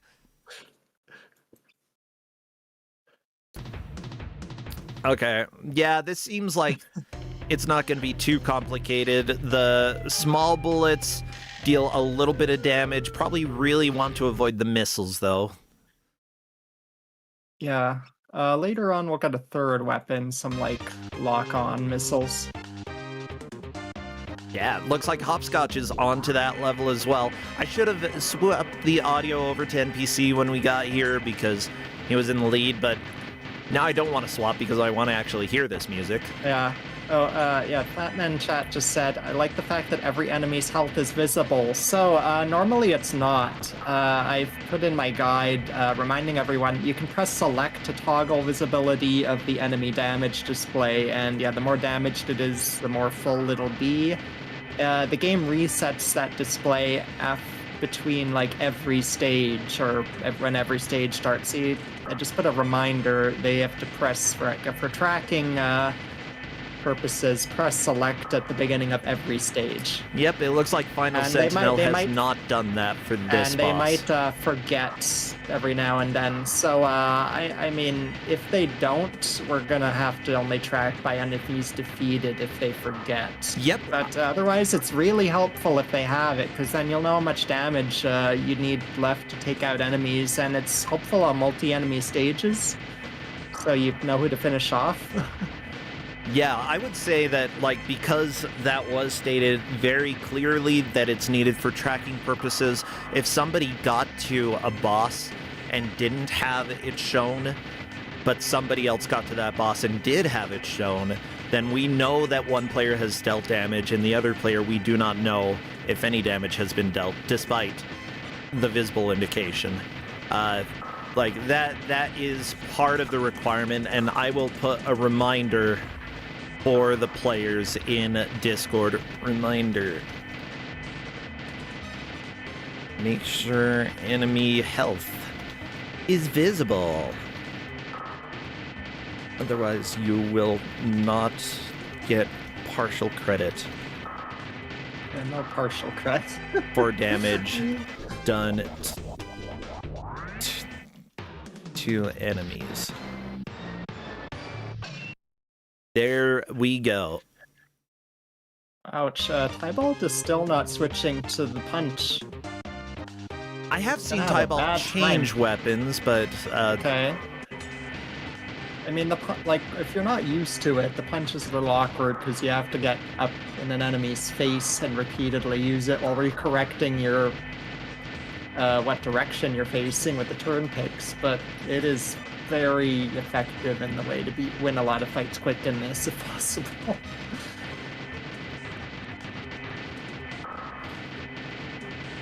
But yeah, I can see how it seems counterintuitive to, like, I have gun, why am I not using gun?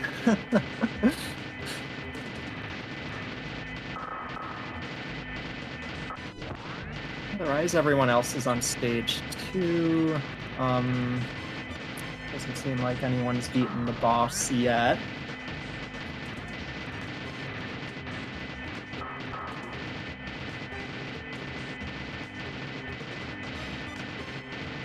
do do do do do do do do do. NPC's getting pretty close to getting a full. Yeah, okay, there the boss is blown up.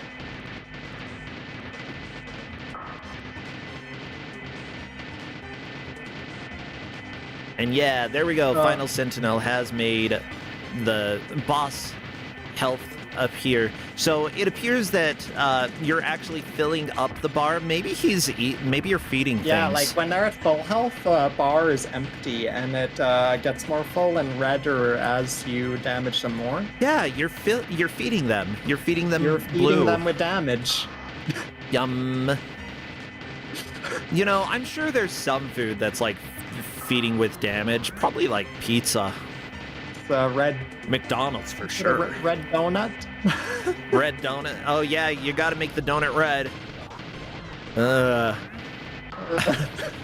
Well, NPC is on to the next stage, by the way. Doing a great job here. I will go ahead and swap the audio over so we can hear what is going on over there. All right, stage 3 is a little tricky. I mean, you have some enemies that are easy to beat with punches, and then it introduces some that shoot rockets at you, and you gotta get rid of them right away, or you're dead.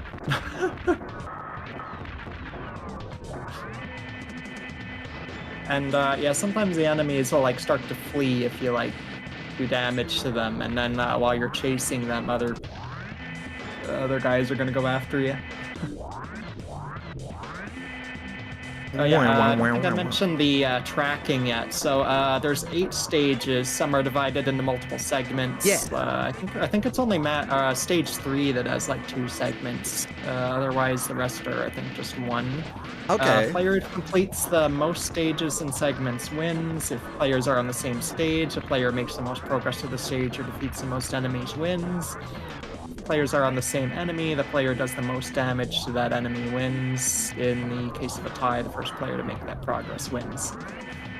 Yeah, is there an easy way to see how many enemies have been defeated or remain? Just wondering, as a viewer, you can sort of see on the mini-map. Yeah, it does show it on the screen there. I think, yeah, there's also like a counter on the screen as well. Oh, like the E3, E2? I think it was that one, yeah. And then the other one in the other counter in the bottom left is like your missile count, or for how many left there. Oh no, Sentinel explodes! Uh-oh. Ah, that's fine. Game over. I like the animation. Just drop those blocks. Drop the squares off the screen. Well, I do want to thank the referees who are helping to track this match. The refs for this match are the shooting effects will haunt Linkura's dreams. You know, that's called a nightmare, but I don't know if they'd haunt mine. They're pretty good. They're pretty good. Hazel Shade walks this battling road, the only road that they have ever known. You should walk down like my street. Nobody's out there with robots shooting each other. Like my road, there's barely anybody on it, period. Dobby has a turn pick. That is terrifying. Redford prefers the combat hiking path. Oh, the combat hiking path. I'm trying to think. I think that's called Tintin. There's also Blastinus digging that mode 7. And yeah, this game is like full mode 7. That's the only mode that this game has ever known. Oh, I think Tybal is punching. Also, Tybal's almost finished the stage. Yeah! Now we're going to start seeing progress from Tybalt. Again, like the other 3, very experienced in Kusogrande. Tybalt, a new player. Tybalt should not feel bad if he falls behind. If he moves out of 4th place, that's time to celebrate. You throw yourself a party, get yourself a margarita, or apple juice, I don't know what you drink, and then just do a little dance. That's the type of party that you should do if you beat any of these players here.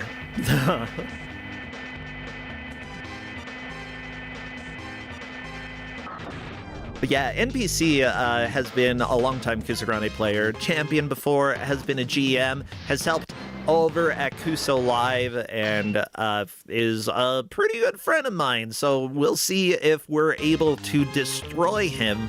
The thing is, the more of a friend that you are of mine, the less likely you're going to get a game that you enjoy. NPC was ready to use the veto stamp today, but no, we didn't hear this game, so had to put it away. Oh, is this the first one that you gave out today? Yeah, like I don't know, I saw that veto stamp, and it's like, no, I'm gonna pick a Japanese game you haven't heard of. Perfect. Otherwise, So what is the major difficulty with this game, or the major problem? Because it seems like out of mech games that I've seen, a lot of them really don't interest me. This one is a little more interesting to me. Like, it seems like it runs pretty well. Maybe the punching is kind of bad, but... Yeah, this one's awkward. Like, it looks good, though. Like, it looks and sounds good. Mm-hmm. Although, once you get a hang of the controls, like, I'd say, like, the first 4 stages probably aren't a problem, but, like, the latter half of the game is where we're gonna have all of our issues come up, like, with the... Yeah, turn pick and things. Like, I mean, we see some players already having some problems with that, but... Yeah, I've seen NPC basically strafing in this level. I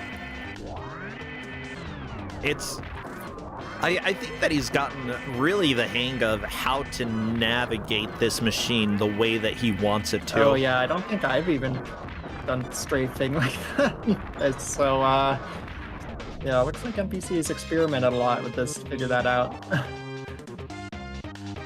Yeah, Final like, Sentinel, it's not on as the other easy hand, as it looks.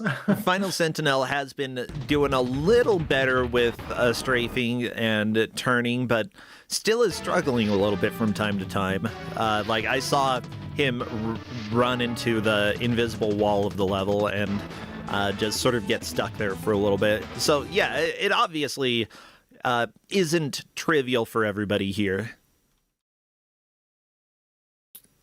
Hopscotch entering the password Putting for the wolf. Password in for wolf. Oh! Oh. Okay. This NPC is onto.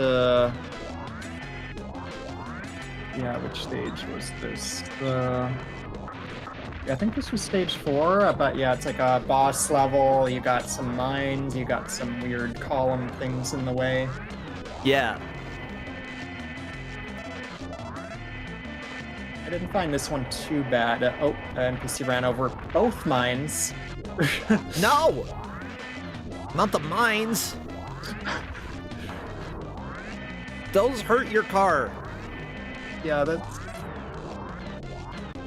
Yeah, don't damage your car. Your car that can punch. Yeah, so apparently this game, you know, it is based off of an anime from the same name. I don't know anything about that anime, but apparently Wikipedia is telling me that it's a Japanese military science fiction mecha anime series by Nippon Sunrise. Let's see. The plot: in the Astraeus galaxy, the Gilgamesh and Balarant nations. I've already lost interest. Had until recently been locked in a century-old galactic war whose cause was long ago forgotten. Then why even mention it? Why are you talking about a war that nobody knows why it happened? Who cares? Now the war is ending and an uneasy truce is settled. They're like shaking hands but giving them each other the eye. All right, we're not going to shoot each other for now. Okay, the main weapon of the conflict is the common armored trooper, a mass-produced humanoid combat vehicle piloted by a single soldier. Okay, so like every other mech anime out there, cool. Both the armored troopers and their pilots are also known as VOTOMs, vertical one-man tank for offense and maneuvers. Okay, vertical one-man tank. Sure. Just call it a robot. Just call it a mech. Okay. However, since armored troopers have extremely thin armor, then why even call them armored troopers? And use a highly combustible liquid in their artificial muscles, their pilots have a very low chance of survival and are commonly referred to instead as bottoms. That's right. Everybody in this universe is a bottom. The lowest of the low. Votom and bottom are pronounced the same in Japanese. So there you go. This anime is Armored Trooper Bottoms. That's what the name means. The series... Wow. The series follows the main character... armored their bottoms. I mean, you gotta put armor on your bottom. Butt protection. It's good stuff. The series follows a main character named Chiriko Kuvi, a Special Forces armored trooper pilot and probably a bottom. Former member of the Red Shoulder Battalion, an elite force used by the Gilgamesh Confederation in its war against blah blah blah, who cares? Chiriko is suddenly transferred to a unit engaged in a suspicious mission, unaware that he is aiding in the theft of secrets from what appears to be his side. Oh no, he's assigned to betray his own group. He's betrayed, left behind to die, but he survives, is arrested by the Gilgamesh military as a traitor, and is tortured for information on their homeworld. Well, that's not nice. He escapes, triggering a pursuit extending across the entire series, with Chiriko hunted by the army and criminals alike as he seeks the truth behind the operation, and trying to discover why he is a bottom. Yeah, so there you go. That's the story. There we go.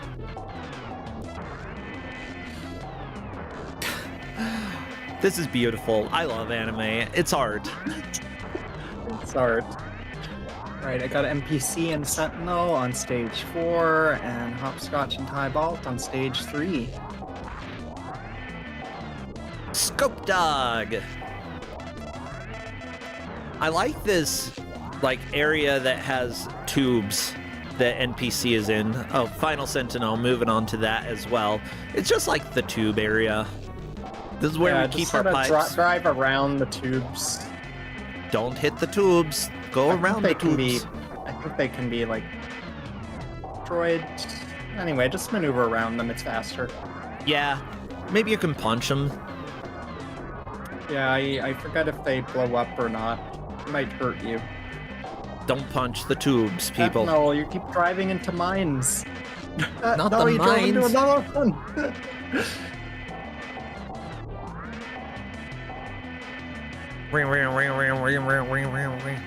There's a lot of this noise. Yeah, just every time you're trying to do a hard just move or do a hard turn with the turn pick, yeah, we're just having noises. NPC is trying to chase the boss and punch it. But yeah, just punching is how you do big damage in this. Is it your gun? No, you have to chase and punch if possible. Now, there is a PS2 game that came out about this series as well. Okay. And you play I didn't really Scope look at Dog. that. I'm sure it's probably better.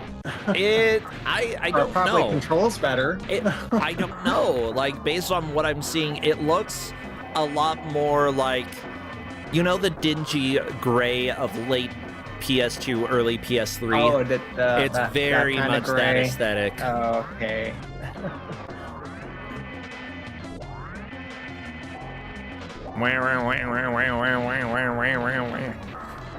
Unfortunately, I don't have much information about this game specifically. I mean, it didn't come out in the US, so not a huge surprise. Yeah, like I couldn't even like. I don't think I could find like a full long play of this, or I don't know, or at least something without commentary. I don't know. Yeah. I mean, not as many videos on this one. So far, again, I'm not a huge hater. Sure, maybe I do hate how little of the screen is dedicated to the actual gameplay, but it's still better than other Super Nintendo games I've seen, you know? And when you're dealing with sort of Mario Kart-esque area here, you kind of can't have it full screen very easily without, you know, having stuttering. I think even Mario Kart, they had to have two sections, or like, you know, two players. Even if you were playing single player, like the bottom half of the screen was dedicated to something else. So yeah, you could put your map or whatever else. Yeah, part of the limitations of the console. It runs really well. We've seen other games that sort of have this Mode 7 driving aesthetic for the Super Nintendo that barely had a frame rate at all. This goes okay. As for the ability to control in the game, that's another question, and that's going to be something that, you know, we'll hear at least one of the players tell us, like, yeah, how I'll hear it one of went. them talk about how it was they were fighting it. So Hopscotch is also onto stage 4 now. Yeah, my guess is that, like, once you learn how the game controls well, like, you can probably actually do this game okay. But until you really get the basics of the driving and such down, it's gonna be frustrating. I mean, we see people doing 3-point turns. We see people doing 5-point turns. Yeah. Although, I guess once you have the controls down, the first 4 stages aren't an issue, and then it ramps up its difficulty after that. Yeah, this boss is being a butt. Oh, so it's like, do you know your controls now? Yeah, well, we'll see. Yeah, Final Sentinel doing a lot of damage. Yeah, I might pretty beat close. this one. NPC, meanwhile, using the punch, hopscotch with the machine gun. The punch, again, deals a lot more damage, but the problem is you have to get right up to the boss. Yeah, and yeah, the enemies like to run away, so, and then, like, shoot at you when you're not able to chase them, so they... Yeah, it's just this... I don't know, you gotta chase them sometimes. Chase them down, punch them in the face. Actually, if they're running away from you, it's harder to punch them in the face. Gotta be honest. Punch them in the back of the head, that could work.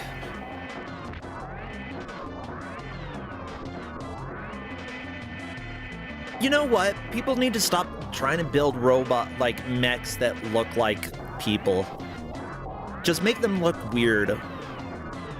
Yeah, it's like when you make them look like people, I guess they could, like, you know, you got your, like, tall center of gravity, you're gonna fall over. Give me a centipede mech, okay? That would be killer. Yeah, that might be neat. I'm just Gonna imagining fall around like this everywhere with a giant bunch of- machine with the creepy centipede legs. Ooh, ooh. Yeah, you give me a Yeah, centipede and- mech, that's gonna be mine. Oh yeah, and then you got some redundancy there, like if your mech loses some legs, you got a lot of more. Oh, yeah, the extra legs are always good.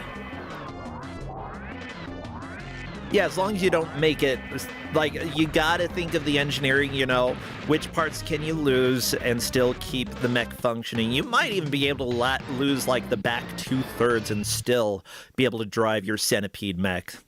Like, it might not move as effectively, you might not have all of the, like, the back parts would probably have some rocket launchers and stuff, you know, you might lose some weapons, but you can still move around. Yeah.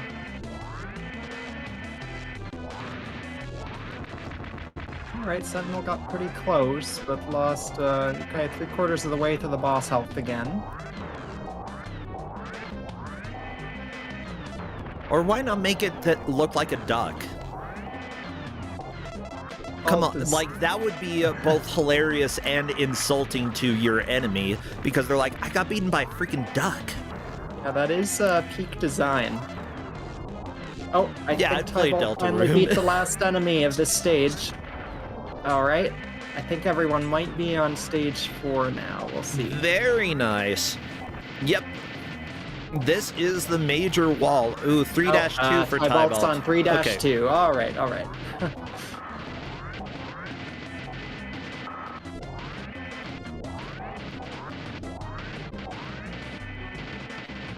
Sentinel has decided to just stay in the corner and shoot rockets.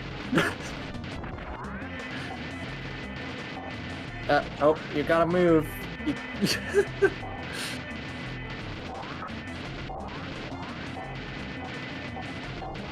Oh, I mean, I can... But what is the main flaw of the duck? I don't know. But the bill is huge.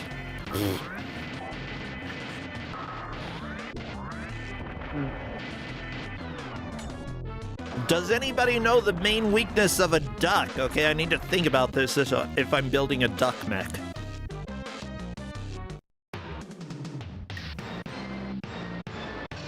Yeah, I'm just thinking of that one, like... I don't know, yeah, if you watch, like, battle bots, this one team had this, like, little bot called Duck that was pretty good. Ooh. And it had, like, a beak. Okay. Chat has good information about why a duck could be flawed. One weakness is bread, that's true. Or no hands, or it weighs the same as a witch, which might be an advantage. I mean, until a mech punches you and then you go flying across the city. But then you wouldn't damage the buildings because you don't weigh that much. You just bounce off of them.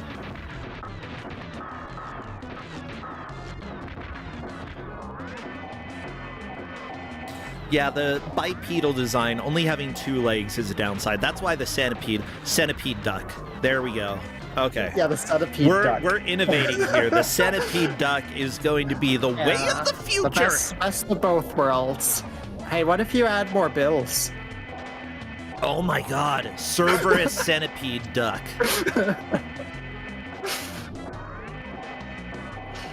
Okay, I like where this is going. We're really innovating on design. Like, I'm sorry, God, you made a fantastic animal, but we are taking it to the next level.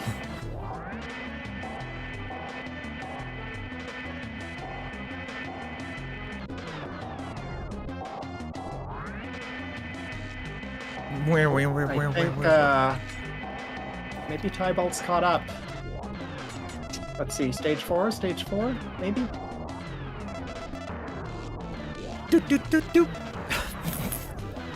Yeah, I think Tybalt is on the same stage as everybody else, so, you know, it's really going to come down to who beats this boss first to push them into the lead. Yeah, mind you, I believe the refs are keeping notes of how much damage has been dealt. Right now, they're more guesstimates around... Oh, okay, they're using clock information for how much damage has been done. Hopscotch is around the 10:30 to 11 p.m. point. NPC almost dead, so very close to midnight. Final Sentinel got to 11 p.m. Okay. Okay. So it's pretty close between Final Sentinel and Hopscotch 007. Tybalt. Meanwhile, we're sitting at 3 o'clock here. Oh, 4 o'clock. Very nice. Yeah, these missiles are really good. It's been like a year or so since I last played this game. I don't think I found this boss too hard playing today, but like I think they might still need to be getting used to the controls. I think the idea was to like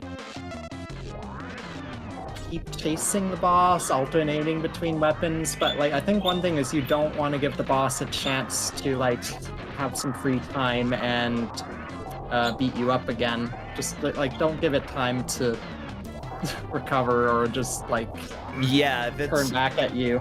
If you can get it to run away, then keep it running. Yeah, you kind of wanted to just keep it running. And I don't know if I've seen people trying to do that, but you gotta like get the controls down. One thing that I would be considering as well is the possibility, does the boss get more aggressive when it gets low health? Because if so, you might want to save your missiles for the final stretch there. Depends, like, I think I used all my... Yeah, I think that's what I did. I think I just punched it a bunch and then, yeah, maybe actually if it runs more of it, if it's low on health, maybe you do want to save your missiles at the end. Like, and then just alternate between... Oh, Hopscotch is very close. And very has close. A lot of health. A lot of health. They Probably may be able to do it, yeah. Ooh, no. Stop it, boss. Stop it. Die. Come back here, robot. I'm tired of your bullcrap.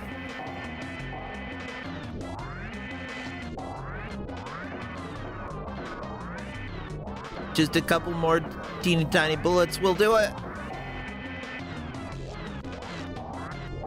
I'm glad. And there we go. The boss is down. Hopscotch moves into the lead. Beautiful job there. We are swapping the audio back over. Stream Hatman, thank you for the raid. Come on in, friends, and enjoy robots. At this point, every stage is going to be kind of a wall like this one was. I'm glad they finally hit it. Oh, baby. Well, I enjoy that. NPC is probably going to kill the boss this round as well. So, you know, despite losing the lead, he could potentially catch back up. Sentinel keeps doing the strat where he sits in the corner and just shoots missiles at the beginning. See if that eventually works out. I don't know. But yeah, we got both Hopscotch and NPC moving on. Yeah, you got to get used to actually dealing damage with your other weapons, because if you don't, this boss is just going to keep... Sentinel's trying to attack while driving backwards. Which isn't bad if you can manage to keep your gun lined up, but unfortunately it kept missing. You want to be careful with the mines on this stage too, and the columns. Yeah. Okay, we're back to a road stage. It is Battle Road. Battling Battling road. Road. There it is. Watch out, you're a bottom and they're after you. We know that about this, okay? We read the lore.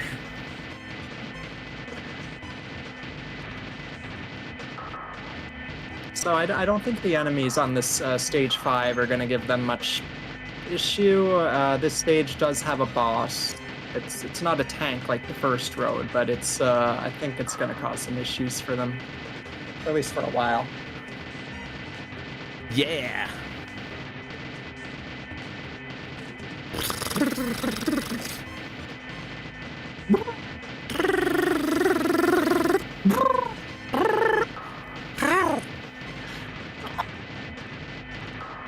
Huh.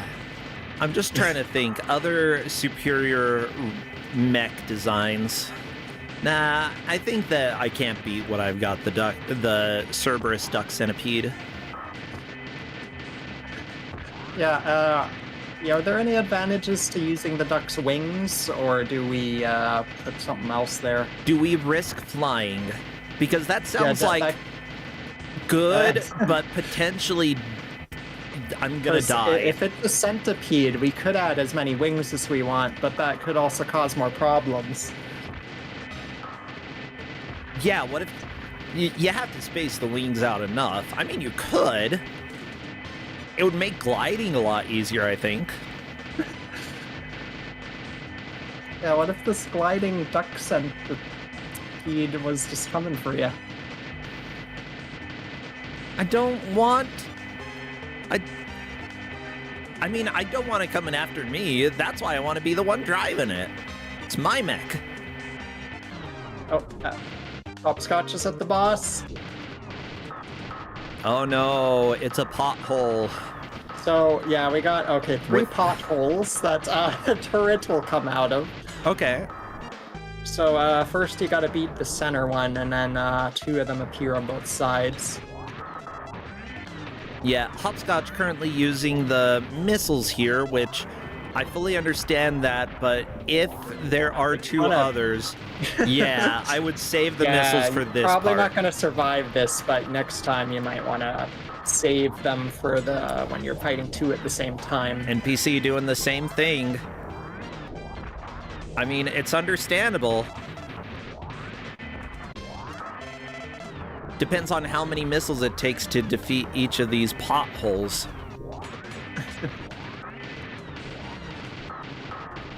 Yeah, I think you have enough missiles to, like, just fully unload on one of them to beat, but not on 2. Yeah, it looks like NPC, like, the middle... They do pop up individually, so you can kill the middle one really quickly if you use missiles, but then the other 2 pop up and start causing some problems. As long as you don't have 2 of them out at the same time, though, you're probably pretty good. Now, just so everybody knows, this is the last match of the day because I will be going over on, I believe it's the Juker's channel to do some front page stuff for Twitch. We do have 4 matches tomorrow, though, so don't worry. Plenty happening. We may also have some more matches on Wednesday. You can keep your eye on the schedule for updates as to when the next matches will be. And, of course, we always announce on Blue Sky and on Discord, so... Don't worry, if you're around somewhere, you'll be able to find the info as soon as we have it finalized. Tybalt and the Final Sentinel are both currently on stage 4 in 3rd and 4th place, but NPC lives and Hopscotch 007 on stage 5. NPC might actually be able to beat the boss Only one on left? this attempt. Only one left. Just gotta watch your health. Ooh, getting health kinda low. is very low. Yeah, just dodge the bullets. Pay attention to the no. shooting pattern. Okay, okay. About 9 o'clock. We're at 9 o'clock. Getting close to 10 o'clock. Okay, robot went to sleep for a little while. That's fine. Yep, you can just shoot there until the robot comes back. The other potholes are just exploding. That's fine. Yeah, Yeah, you kinda slow have to and find the steady right is better gap than redoing this entire and stage. dodge. Oh. Ooh, Oh, good that was dodges. dodging. Uh-oh. Oh, No! oh no! Oh, that was almost that a was double like fully KO. red. That was completely filled, but Doesn't unfortunately, a fail. Password is shuttle. Well, partial credit, I guess, but Well, like, yeah, that is currently a lead, you know. Hopscotch needs to get back there and defeat all three of them in order to be in the lead. Basically, Hopscotch needs to beat this level. I assume that's the boss of the level. oh yeah, Redford in chat said, yeah, so I noticed you lose control just as the boss dies, and you can take damage during that time. Yeah, that happens in this. So you can game over because you beat the boss. Yeah. Did you beat the boss, but it shot some final bullets at you? Well, you can't move out of the way. It took you down with it. And unfortunately, the boss wins the double KO in that case. Yeah, That's you just love. don't Okay. pass the level. That's a sign of a game that has some problems. Like, I'd still say that this game is actually kind of impressive in some ways. Like, genuinely kind of fun looking. One of the more interesting mech type games that I've seen maybe ever. But that doesn't necessarily mean that it's all rainbows and sunshine. It's got some problems. And I do want to hear what the players think about the controls. Because as much as I can say that, yeah, I'd tolerate them, I don't really know too well. Hopscotch Yeah, has it's really hard saved to the explain missiles. the controls unless you try it yourself first. However, Hopscotch, saving the missiles only helps if you use the missiles. Okay, there we go. We've got the missiles coming out.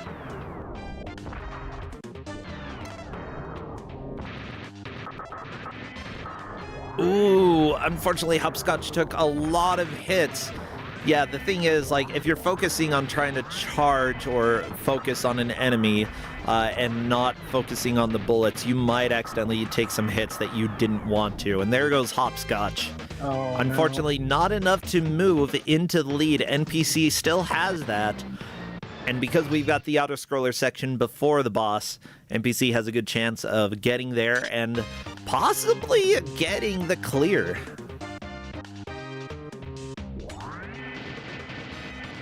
I like that That's what's this nice music about it. would basically fit in Super Mario Kart. I don't know. Like, Mario Kart just the music is quite different in that game. That, like, the songs in that game make some noises I haven't heard the Super Nintendo make, like, in any other Super Nintendo game. It's quite interesting. I mean, yeah, you're right, but if it used different sounds and didn't sound at all like Mario Kart, this would fit very well. Yeah, you need those loud whatever noises Mario Kart does in some of The weird tracks. coconuts.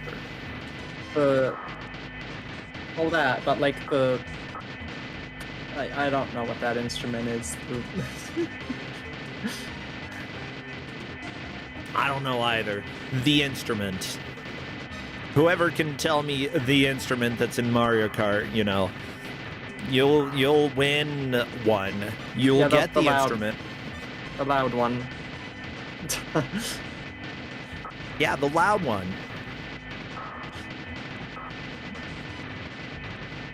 Okay, NPC taking his time here, not using the missiles right away. Okay. Okay. Yeah, now is when I would pull them out, though. Oh, I think NPC may have noticed something.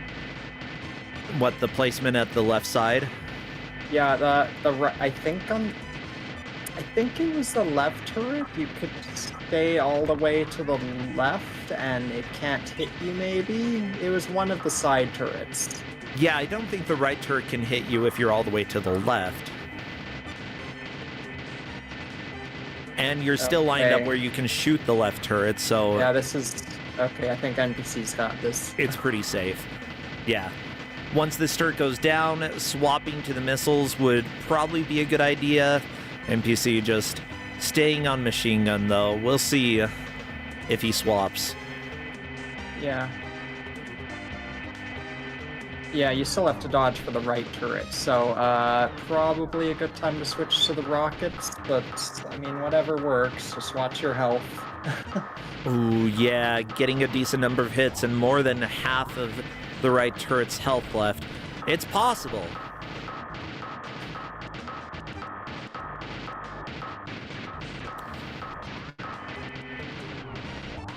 Yeah, I do like that you're able to get a little downtime when you only have one turret left. You know, little thinking time is always helpful. Okay, there we go. We've got the rockets. Oh, yeah, Clade's in chat saying, There I we think someone go! would be forgiven for thinking the dominant sound of this game is vacuum cleaner. Oh, NPC did it. Nice. Yeah, fantastic job for NPC moving into the lead. Well, I think that he was in the lead, but solidifying that lead by beating the stage. What is this barking sound? Maybe that's Wolf. For Wolf, Yeah, everybody. Maybe. Tidy wolf. Password for Wolf. Okay, I forget what's going on in the stages after that one, because it's been a while since I played this, and I didn't get that far today. But Yeah, now we did Yeah, we'll remind see the how players, NPC does. there we go, we've got the health up. If the players do not change it so that the health is up, they do not get partial credit, but I think all the players now realize with the bosses, they really need to see how much health the boss has left, so they, like, have an idea how they're doing against it.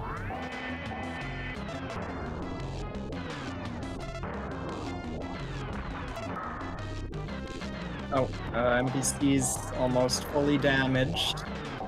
That's okay. I think this boss had a lot of health. I mean, you it can... seems to be moving around pretty quickly too. Oh, that is a death down to somewhere between 7 and 8 o'clock, somewhere around there, for how much damage was dealt. Hopscotch might be able to beat the boss on this turn, just gotta get these final hits in. You've got 10 missiles. You've got 10 of them. Oh, Hopscotch not using the missiles may end up costing them this run specifically, and they'll have to do it one more attempt here.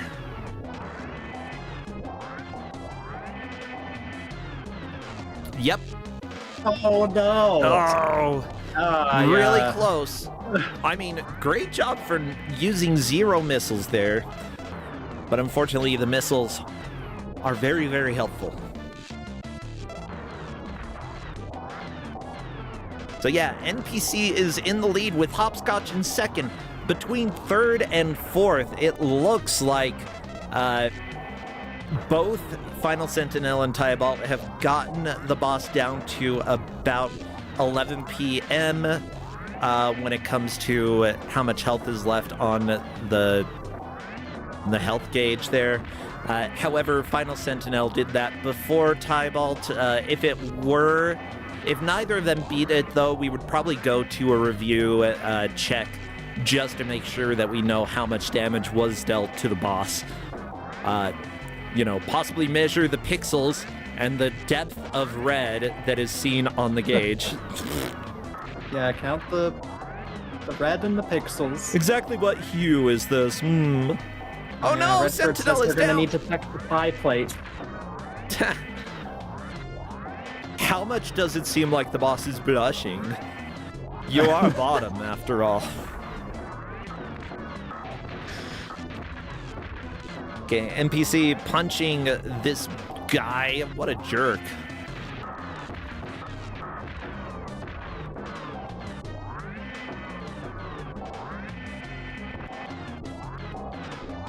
Neptune Yeah. Daydream, if you missed, this game is called Soko Kihei Votoms, or Armored Mech Votoms, which can also be pronounced bottoms.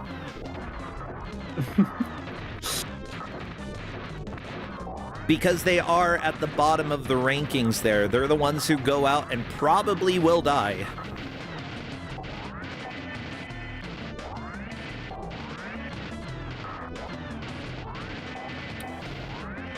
the discussion of bottoms in this game is actually highly topical. Believe it or not. Okay, good damage from NPC. Unfortunately, the boss getting another victory here. You can expect that probably at least 3 or 4 times each of these stages that you get to. Like, I wouldn't be surprised at all. You know what? Some of this music sounded like Street Fighter. Especially the game over music. Genki developed this? What company is Genki? Genki. They're based in Tokyo, Japan. Okay, they made the Tokyo Extreme Racer series. What else did they make? I need to check what Super Nintendo games they made. Burning Soldier, that's not Super Nintendo. Michael Andretti's IndyCar Challenge, cool. Excalibur, Final Stretch. Possibly a version of SimCity 2000. Interesting. Devilish. The Devilish games for Game Gear and Genesis. Okay. Oh, I think Hopscotch might have this. Oh, Hopscotch. Oh, wait. Oh, no, there's still 2 left, but, like... A lot of health Hopscotch left. did figure out the, hiding from bullets strat. I think. Ooh, they did make Seifuku Densetsu Pretty Fighter. What is this? A versus fighting game? Are you just pretty girls? Yeah, you're pretty girls. Okay, okay. I feel like I've seen this game before, the Pretty Fighter game. Hey, Tybalt has gotten through the stage and moves on. This puts Tybalt in 3rd place. Fantastic. Again, I was saying, if you move out of 4th place against these other 3, you should feel proud about how you've done. Fantastic job. Because they are pretty intimidating. Here's a screenshot, by the way, from Pretty Fighter. Look at that butt move.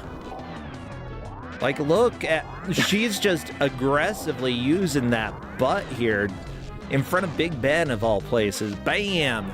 Yeah, Pretty Fighter. This chat is all bottoms today, let me tell you.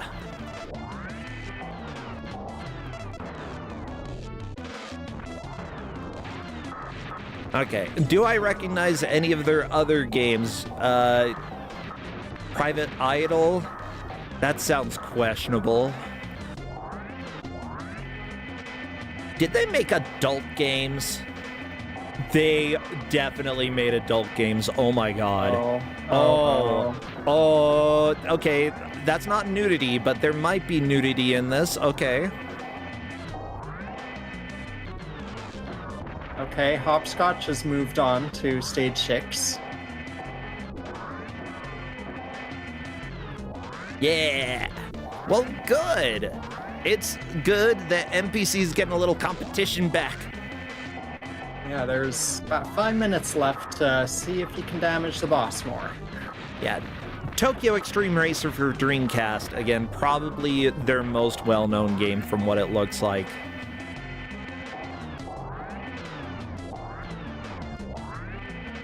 And some of their other games are definitely probably games that will not be on Kusogrande ever, or on Twitch ever. They worked on at least one of the versions of Daytona USA. Okay. So a lot of driving games, which makes sense with this game somehow. Actually, maybe not somehow. They just... We can see sort of how the driving works in this game. Ooh, they also made Shutsudo Miniskirt Police. Well, that... You gotta police those miniskirts, you know? Now, your skirt is too short. We're the miniskirt police. Oh no, you're playing as the police that wear miniskirts. Okay. Oh, easy mistake. Yeah, I sometimes forget how miniskirt games work.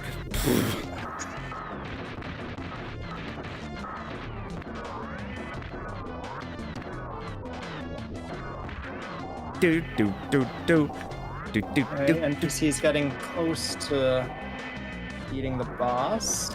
And now NPC's driving backwards while punching for a bit. I don't... Sometimes you drive backwards and you punch. You've never done that before, then the boss drove into a mine and blew itself up, I think. NPC is through the boss. The mine the boss self-destructs. Very, very nice. Okay, Hopscotch I guess is pretty that's close as all well, it took too. for the last bit of health. You know, luck is definitely a factor when it comes to Kusogrande. Sometimes you just have those things happen. So yeah, these will probably be the placements, but we'll see if anything changes in these last few minutes. Do, do, do, do, do, do.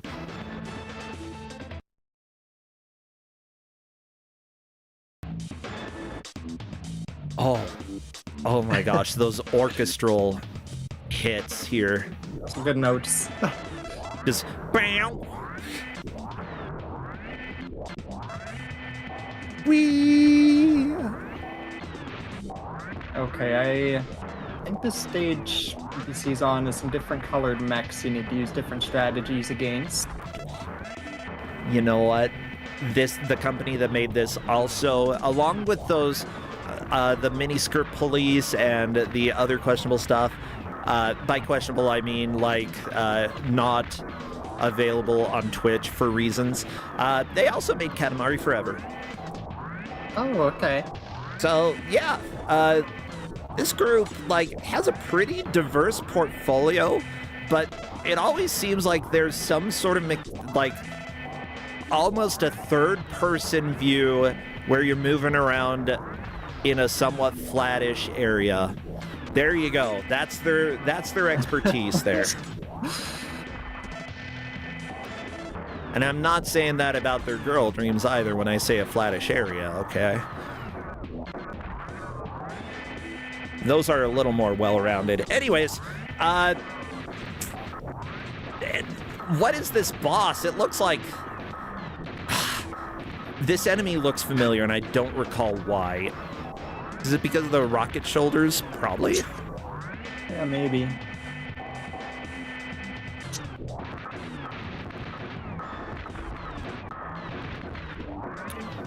There we go. Rocket shoulders is down, but NPC has taken a lot of damage. Only E3 left, though.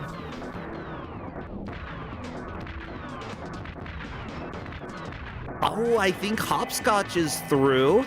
Is this progress on their side? I don't think there's time, but... Yeah, there might not be time to defeat as many enemies to match up with NPC, but skip through these cutscenes as quickly as possible, and... uh-oh, you might have 20 seconds left. Some important events happened in plot, whatever that is. Oh no!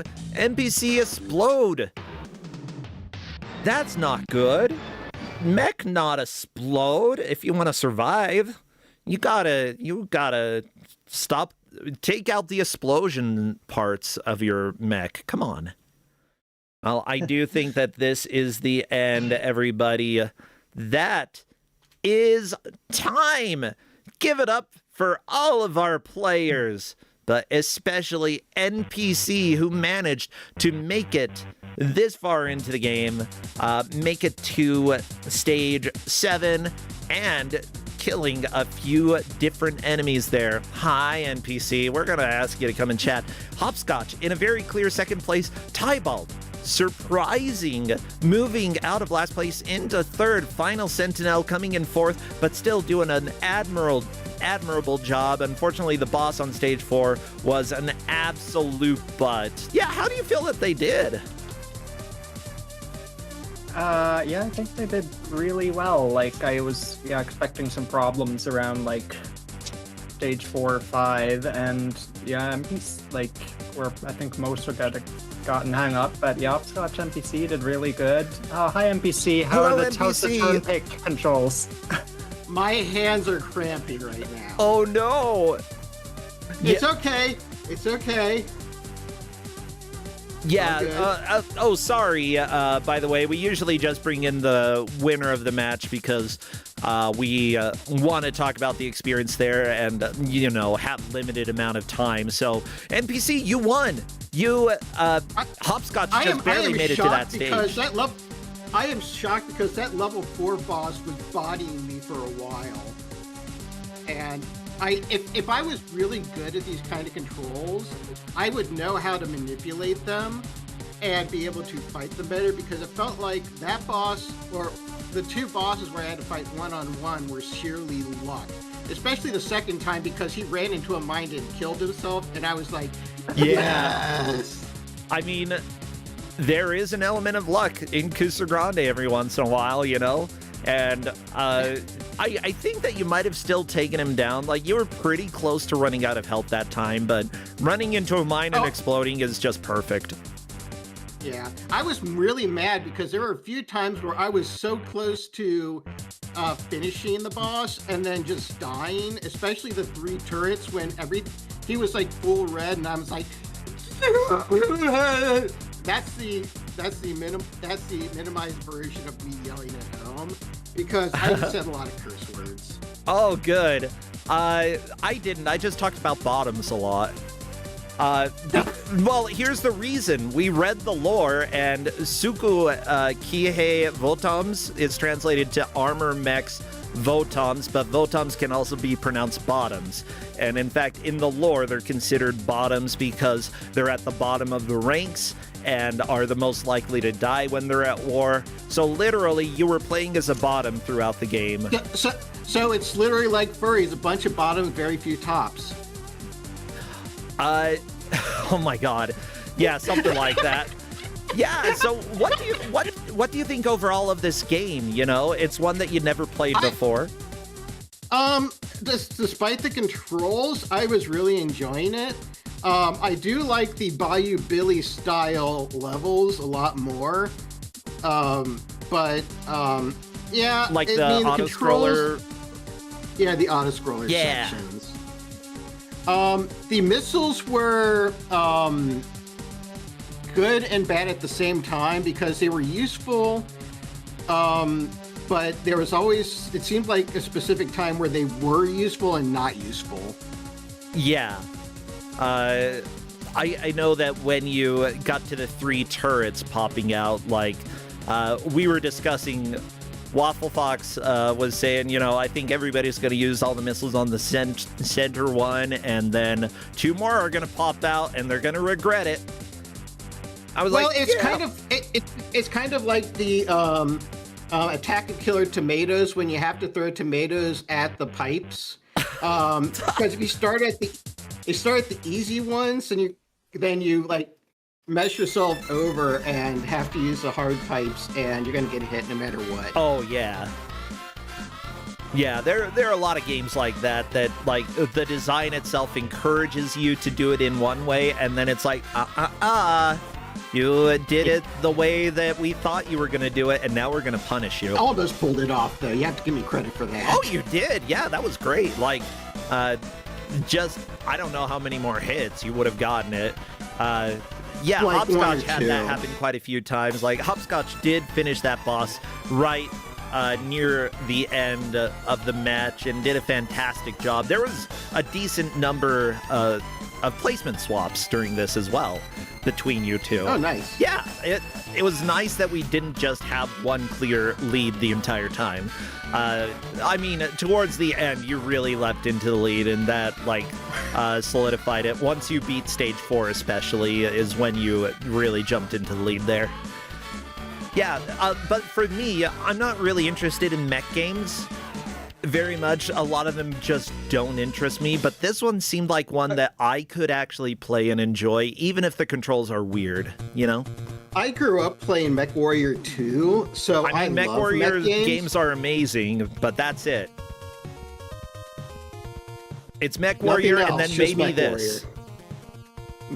No, seriously. Like, Also, the machine gun is trash. Unless you're, it's like I was hoping that it would be useful, but other than like the Bayou Billy stages, absolute trash. And I was wondering if people were going to fall into the trap of only using that, and instead of using the fist that punched like something that punches hard. Punches like Mike Tyson. Like Mike Tyson. Oh, yeah. Well, that's because he's 5 times as tall as Little Mac, you know? Yeah, so seriously, great job here. I had a lot of fun watching this match. Again, this is Waffle Foxbury. It's a game that I feel like it fits here because there are some flaws in the controls. Definitely take a while to get used to. And, you know, considering how it punishes you for doing what it taught you to do in the beginning, it makes sense that it's here. But at the same time, not the worst game we've seen. No, it's Look, one thing I will say, absolutely amazing soundtrack. Oh, yeah, the music is so good. We can bash this game all we want. Amazing soundtrack. Yeah, there's no chance that anybody could say anything bad about the soundtrack. All of the music, great. And the game ran well. Like, very little lag from what I saw. Maybe like some built in so that things would be a consistent frame rate, but you know, it ran well. It looked good. For a mech game, it was actually colorful, which I love. Yeah. Overall, like a game that I would definitely try myself. So what have you been up to, NPC? What have you been doing lately? Anything that you're doing stream-wise, or if not, any games you've been playing? I need to stream. I really do. I keep telling myself I need to. But I'm not really streaming. I'm basically playing Beat Saber and Helldivers 2. Those two games are my main 2 games as of late, but I'm trying to push myself to get back into streaming, so Gotcha. Eventually I'll get there. Yeah, you need to talk to me about... Because there are some games I want to learn. Like the game that I was given in Kusogrande by Seth. Yeah. That Indiana Jones game. I want to deep dive into that, yeah. Yeah, you know what? I would probably give that a shot as well. I love that game. Stream buddies. Yeah. Also, I want to talk to you about Helldivers 2 because I wanted to play it but didn't have any money for a long time. But I finally have like a little breathing room where I don't have to worry quite as much. Thank goodness. Woo. Yeah. So yeah, great job, NPC again. A former Kusogrande champion, you know, playing here, has helped out with Kuso Live, has played in Kuso Live. It's just great to have you here. Waffle Foxbury, what about you? Are you doing anything interesting, or if not, any games that people should check out? I don't know, like, I guess I still am playing through to beat Dragon Quest 11. That's Otherwise, right. I just ordered a Super Famicom game with the manual from Japan, and seeing if I could have that on here at some point. You know, it's good when I need the manual to figure out how the game plays. Oh, I love that. I mean, if it's Atari, that's assumed, but after Atari, you usually want to have it a little bit clearer in the game. That's exciting, though. I love when you stumble across games like that. Well, I do need to go to get ready for the front page stuff that we're doing with the Juker. So everybody, if you want to check it out later on, it should be at twitch.tv/thejuker. Let me see if they're actually streaming right now, because if so, we can just go raid them.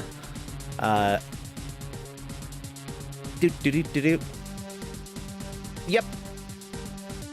That looks like Donkey Kong 64. So let's go over there, and our message is going to be password for wolf. That was one of the passwords. What? Oh, okay. I'm going to put an You probably exclamation didn't point. see that one. Yep, you didn't. Nah. All right. Otherwise, everybody, take care and have a great rest of your Saturday. See you tomorrow for more Kusogrande.